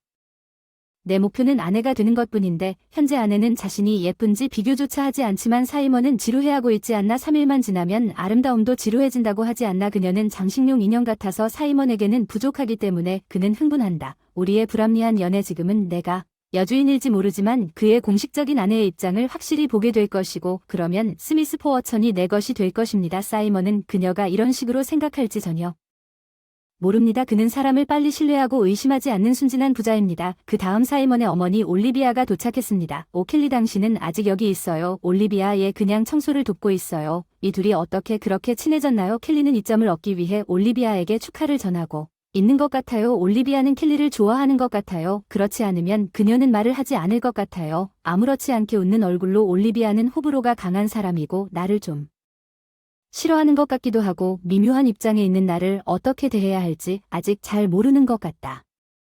이 와인 수업에 대한 세부 사항을 담당해줬으니 결국 인기가 많을 거예요. 켈리 도움이 된다면 사이먼은 혼자서는 아무것도 할 수 없어요. 내가 와인 파티와 수업에 대해 다 제안했는데 그 사람이 들어와도 밀리지 않으면 움직이지 않을 거예요. 20대 소말리아 면허증을 가지고 뭔가 쓸모 있는 일을 해야 한다고 생각했어요. 사이먼의 엄마에 대한 애착은 뭔가지만 올리비아의 그에 대한 사랑은 때때로 과할 수 있지만 주변에 아내가 있어서 아내에 대해 무슨 말을 하는 건지 내가 너무 지나친 것 같아요. 쓸데없는 그녀는 사이먼을 사랑하지 않는 것 같습니다. 나이가 들었음에도 불구하고 집안일을 따로 먹지 않습니다. 아무것도 잘 모릅니다. 그녀는 숙녀로 자랐기 때문에 아내로서의 현실 세계에 대해 전혀 모릅니다. 줄리에 대해 나는 아니고 올리비어는 줄리를 싫어합니다. 줄리의 성격을 고려하면 그녀의 태도가 분명합니다. 올리비어가 그녀를 좋아할지는 의심스럽습니다. 올리비어는 사교적이며 줄리와는 반대로 자주 외출하거나 여행합니다. 이혼하는 것은 어떻습니까? 사이먼은 그다지 다정한 것 같지 않습니다. 사이먼은 나이 많은 여자한테 응대받는 걸 좋아하지만 그냥 따라가는 것 같기도 하고 올리비아가 생각지도 못한 말을 하면 계속해서 사이먼을 자극하고 신나는 관계를 맺을 수 있을 것 같다. 사이먼의 이혼은 켈리 같은 여자만 우리 며느리가 될 수 있다면 가능성이 낮습니다. 하지만 우리 가족은 고유한 상황이 있어서 바로 일어날 수 없습니다. 부유한 가족은 나름의 복잡성을 가지고 있지만 분명히 말씀드리자면 저는 싫습니다. 사이먼은 부자 상속자이기 때문에 와인 애호가로서 그와 함께 있고 싶습니다. 그 옆에 있는 것만으로도 행복합니다. 그녀의 전화대화가 너무 달라서 거의 웃을 뻔했습니다. 켈리는 부유한 사이먼, 올리비아가 그런 행동에 속은 것이 분명합니다. 그런데 사실혼 관계에 있는 저는 아내라고 주장할 수 없지만 사이먼이 끝났다고 말하면 여주인보다 높습니다. 저는 즉시 이 집을 떠나야 할 것입니다. 우리 관계는 지금 올리비아와 함께 있는 켈리처럼 연약합니다. 그녀 측이 나에게 공격을 시작했다. 사이먼은 와인 수업이 끝난 후 우리가 함께 살 수 있도록 아스펜에 $400만 빌라를 짓고 있다고 말했다. 어느 날 켈리는 일부러 나를 찾아왔다고 자랑했다. 우리는 그곳에서 우리의 사랑을 키울 거야. 너의 행복을 훔쳐서 미안해. 응, 누가 그걸 만들고 있다는 게 무슨 소리야? 시몬은 아니겠지. 그 사람 은행 계좌에 $4밖에 없는데 그런 종류의 특권이나 돈이 없잖아. 게다가 나는 사이먼의 공식적인 아내도 아니야. 사이먼에게는 또 다른 공식 아내가 있잖아. 켈리에게 스미스 가족의 뒤틀린 관계에 대해 말해주세요. 켈리는 내 적인가요? 아니면 줄리인가요? 이해하지 못한 채 사이먼과 헤어지자고 할 거라면 상황을 제대로 이해하는 것이 좋을 것 같아요. 그럼 떠나야 할까요? 제가 그런 말을 하는 게 겁이 나나요? 당신은 사이먼이 아내를 얼마나 떠나고 싶어 하는지 모르십니까? 사이먼은 나와 함께 있을 때 나에게 모든 것을 말하지만 대부분 아내에 대한 불만을 말합니다. 그가 당신을 얼마나 싫어하는지 알아야 합니다. 나와 사이먼 사이의 유대감은 약하지 않다. 그냥 한순간에 끝났다면 하룻밤 만에 끝났을 텐데 사이먼과 나는 뒤에서 일을 진행하고 있다. 그의 아내인 당신은 당신을 모르는 유일한 사람입니다. 그냥 그 옆에 멋져 보이려고 트로피 와이프인 것뿐이야. 사이먼에게 돈을 달라고 접근한 건 정말 나쁜 거래야. 알겠지만 넌 그 사람한테는 전부일 뿐이고 더 이상 진행되지 않아서 나를 공격하는 거야. 그건 꽤 잘못된 생각이군요. 제가 켈리의 계략을 꿰뚫어보고 반격했다고 생각하지 않나요? 켈리는 아직 어리고 순진해서 인생의 가혹한 현실을 많이 경험해 본 적이 없습니다. 내가 설명해 줄 수 있다고 말했지 사이먼에 대해 더 많이 안다고 자랑할 필요는 없다는 걸 알아요. 비밀이 있다는 걸 알아요. 어둠 속에서 지내도 괜찮나요? 제가 보자마자 현실을 직시하고 싶지 않을 뿐이죠. 내가 사이먼의 공식 아내가 아니라고 말했잖아. 주제를 바꾸려고 했어. 알았어. 내가 들어보겠다고 말해. 켈리는 마침내 들을 의향을 보였지만 켈리는 진실에도 불구하고 그녀가 단계적으로 물러나지 않을 수도 있다는 것을 알고 사이먼과 나는 관습법 결혼을 하고 있다. 합법적으로 결혼하지 않았습니다. 사이먼에게는 정치적인 이유로 강제로 결혼한 공식 아내 줄리가 있습니다. 저는 단지 그의 아내가 승인한 여주인일 뿐이므로 우리의 입장은 크게 다르지 않을 수도 있습니다. 줄리 그녀는 그와 함께 살고 있지 않습니다. 나는 사이먼의 비서로 종종 사이먼의 집에 오지만 그녀를 본 적이 없습니다. 줄리는 그녀의 집에 살고 있습니다. 그들은 한 달에 2번 정도 함께 저녁 식사를 하며 부부 역할을 합니다. 내가 그녀를 대신할 것이고 켈리는 물러서지 않고 미끼를 잡았지만 줄리의 공식적인 아내 자리를 차지할 계획인데 놓치기에는 너무 좋은 기회입니다. 아니면 에밀리가 공식적인 아내 자리를 포기하지 않았습니까? 그렇다면 더 빨리 행동할 수 있었을 텐데 그건 당신이 사이먼을 정말로 사랑한 적이 없다는 뜻이죠. 그렇죠. 그렇게 간단하지 않죠? 먼저 켈리는 당신의 가족이 돈을 벌고 있습니까? 스미스 가족은 쇠퇴하고 있지만 생활 방식을 낮출 여력이 없어 재정적 지원을 구하고 있습니다. 사이먼이 얼마나 과장했는지 상상할 수 있지만 당신은 더 이상 살 수 없을 것입니다. 당신이 생각하는 부유한 삶 사이먼이 지금 수요가 많다는 건 내가 감당할 수 있을 것 같아요. TV 출연도 예정되어 있고 와인바를 직접 운영한다는 얘기도 있고 잘생겨서 광고 제안도 받고 있다는 얘기도 있어요. 사이먼은 돈을 벌고 있다면요. 그렇다면 더 이상 줄리를 공식적인 아내로 둘 필요가 없기 때문에 켈리는 사이먼의 연예인 활동으로 인한 갑작스러운 돈 유입에 베팅하고 있는 것입니다. 나는 그녀가 단지 경박한 소녀인 줄 알았는데 그녀는 꽤 영리하고 위험한 상대입니다. 줄리뿐만 아니라 당신도 에밀리 그래서 켈리 줄리와 나를 둘 다 적으로 본다. 어쩌면 내가 좀 더 공격적으로 사이먼을 이길 수도 있었는데 나는 아무 움직임도 하지 않고 지켜보고만 있었다. 켈리는 사이먼에 대해 훨씬 더 진지해 보였고 갑자기 손님이 도착했고 켈리와 나는 침묵했다. 내 대화를 듣고 있었는데 이비가 줄리라고 해서 미안해. 줄리가 스미스 집에 올 때까지 줄리를 제대로 쳐다본 적이 없었어. 일부러 호텔에 묵어서 그녀를 보고 싶지 않았고 그녀도 아마 보지 않았을 거야. 나도 보고 싶지 않아. 사이먼의 어머니의 태도로 인해 내가 스미스 가족에서 환영받지 못한다는 걸 안다. 사이먼도 그동안 많은 시간을 보냈지만 나는 그에게 절대 말할 수 없는 어떤 느낌으로 사이먼과 결혼했다. 우리가 시몬에게 전화하면 나는 항상 당신이 시몬에게 이런 일들에 대해 이야기할 수 없다는 것이 조금 미안하다고 느꼈습니다. 아니 제발 나는 결코 사이먼에게 말할 수 없습니다. 그렇다면 아마도 당신은 그것을 혼자 간직하고 무덤으로 가져가는 것이 좋을 것 같습니다. 켈리에 대해 큰일을 할 만한 가치가 있는 일이 꽤 무뚝뚝하다는 것은 단지 그녀가 어려서가 아니라 그녀가 데미어와 줄리와 같은 우아한 여성에게 짜증을 내는 것 같다면 이것을 내 독백으로 생각하십시오. 사이먼과 나는 사이먼을 처음 봤을 때 10살의 나이 차이가 있습니다. 그는 16살 고등학교 1학년이었고 나는 26살 미술관에서 일하고 있었습니다. 스미스와 우리 가족은 오랫동안 친구였습니다. 나의 할아버지와 사이먼의 할아버지는 사교 댄스 친구였습니다. 친한 친구였습니다. 저는 사이먼을 그의 차에서 보고 첫눈에 반했습니다. 학교에 가는데 그 사람은 16살 소년이었고 나는 26살 어른이 끼어들지 못해서 당신은 퍼스트 사이드에서 고등학교 과제에 빠졌어요. 당신 이야기의 원형교차로 요점만 말씀해주세요. 예, 저는요 미안 내 일방적인 사랑은 계속됐어. 사이먼이 다른 여자와 함께 있는 걸 본 것만으로도 만족할 줄 알았어. 그 사람이 나 같은 사람을 다시는 눈치채지 못할 걸 알았어. 내 감정은 필요 없어. 내가 어쩌다 사이먼과 결혼하게 됐지? 줄리의 이야기는 길지만 감정으로 가득 차 있습니다. 할아버지를 도우려고 농담을 하다가 줄리와 결혼하면 도와주겠다고 그때 36살이었는데 할아버지가 놀리셨을 텐데 그게 다인 줄 알았는데 돈이 있으면 불가능해도 꿈은 이루어질 수 있다는 걸 그때 깨달았어요. 정치를 위해 사이먼과 결혼하셨어요. 행복하세요?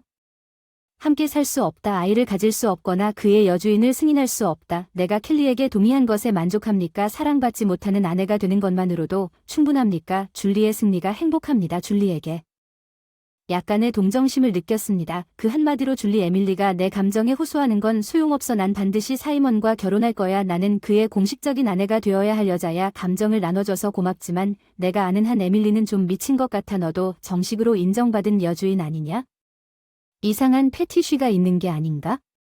시몬은 자신을 둘러싼 세 여자 사이의 추악한 경쟁에 대해 어떻게 생각할지 결코 포기하지 않을 것이다. 공식적인 아내 정부와 관습법 결혼은 모두 같을 수 있지만 적어도 켈리와 나는 우리의 상대적인 중요성에 대해 걱정했습니다. 비록 내가 사이먼과 사실혼 결혼을 하고 있지만 그는 내 진짜 적이 더 이상 없을 때 언제든지 나와 쉽게 헤어질 수 있습니다. 그래 그게 켈리가 원하는 것이지만 스미스 가족은 어떻습니까? 줄리 없이도 괜찮을지 모르겠지만 정치적인 결혼입니다. 요즘 시대에 말도 안 되는 짓은 맞죠. 줄리도 나도 행복하지 않은 것 같아요. 켈리가 이제 셋업이라고 하더군요. 지난달 월급이 엄청났어요. 실수인 줄 알았는데 연예인 생활이 오래가지 못해요. 지금은 참신하지만 앞으로도 그럴 거예요. 곧 사라질 거야. 연예계의 히트작이 얼마나 많은지 알잖아. 넌 똑똑하다고 생각해야 해. 에밀리. 넌 항상 미리 생각하지. 사이먼, 넌 너무 순진해. 정말 응석바지 부자. 에밀리, 나 소말러 면허 있어. 만약에 나는 쉽게 일자리를 찾을 수 있었으면 좋겠다. 그는 너무 잊어버리고 나에게 시간을 돌려준다. 처음으로 사이먼에게 강하게 말하여 그를 혼란스럽게 만들었다. 나는 지난 2년 동안 내가 결국 당신의 공식적인 아내가 될 수 있다고 믿었다. 그들을 돌려보내는 것이 싫었다. 사실혼 결혼은 내 옆에 있을 수 있는 유일한 방법이었어. 줄리와의 결혼은 끝이 없다고 했지만 나한테는 끝이 있다고 했지. 당연히 난 그냥 사실혼 결혼의 여주인일 뿐 절대 할 수 없었어. 비유어 넘버원 마음에 담아두었던 말을 다 털어놓으며 목소리를 높였는데 헤어지면 다 말하고 싶어. 에밀리 너 변했네. 갑자기 겁이 나네. 에밀리는 사이먼이 울려고 하는 모습을 지켜보고 있었어. 나 자신에게 나는 언젠가 울고 싶은 사람이다. 그 말을 하면 무슨 일이 일어날지 알게 될 것이다. 나는 사실혼 아내로 2년 동안 살았던 스미스 집을 떠났다. 만약 켈리가 지금 나를 본다면 아마도 희죽희죽 웃고 있을 것이다. 의기양양하게 후회도 없고 미련도 없다고 말할 수 있을 때까지 나는 그 다음에 무슨 일이 일어났는지 줄리에게서 모든 사람들의 이야기를 들었다. 우리가 관료이자 관습법 아내로서 안타까움을 표해서가 아니라 우연히 만났기 때문에 줄리는 그런 것 같았다. 미소를 지으며 모든 것을 받아들이세요. 그 후 스미스 가족에게 무슨 일이 일어났는지 아세요? 에밀리안이 이혼한 후 생각도 기억하고 싶지도 않습니다. 우리 가족은 지원을 끊었지만 사이먼은 연예인 활동 때문에 괜찮은 것 같았습니다. 네, 하지만 그 사람은요. 더 이상 대중의 눈에 거의 띄지 않았습니다.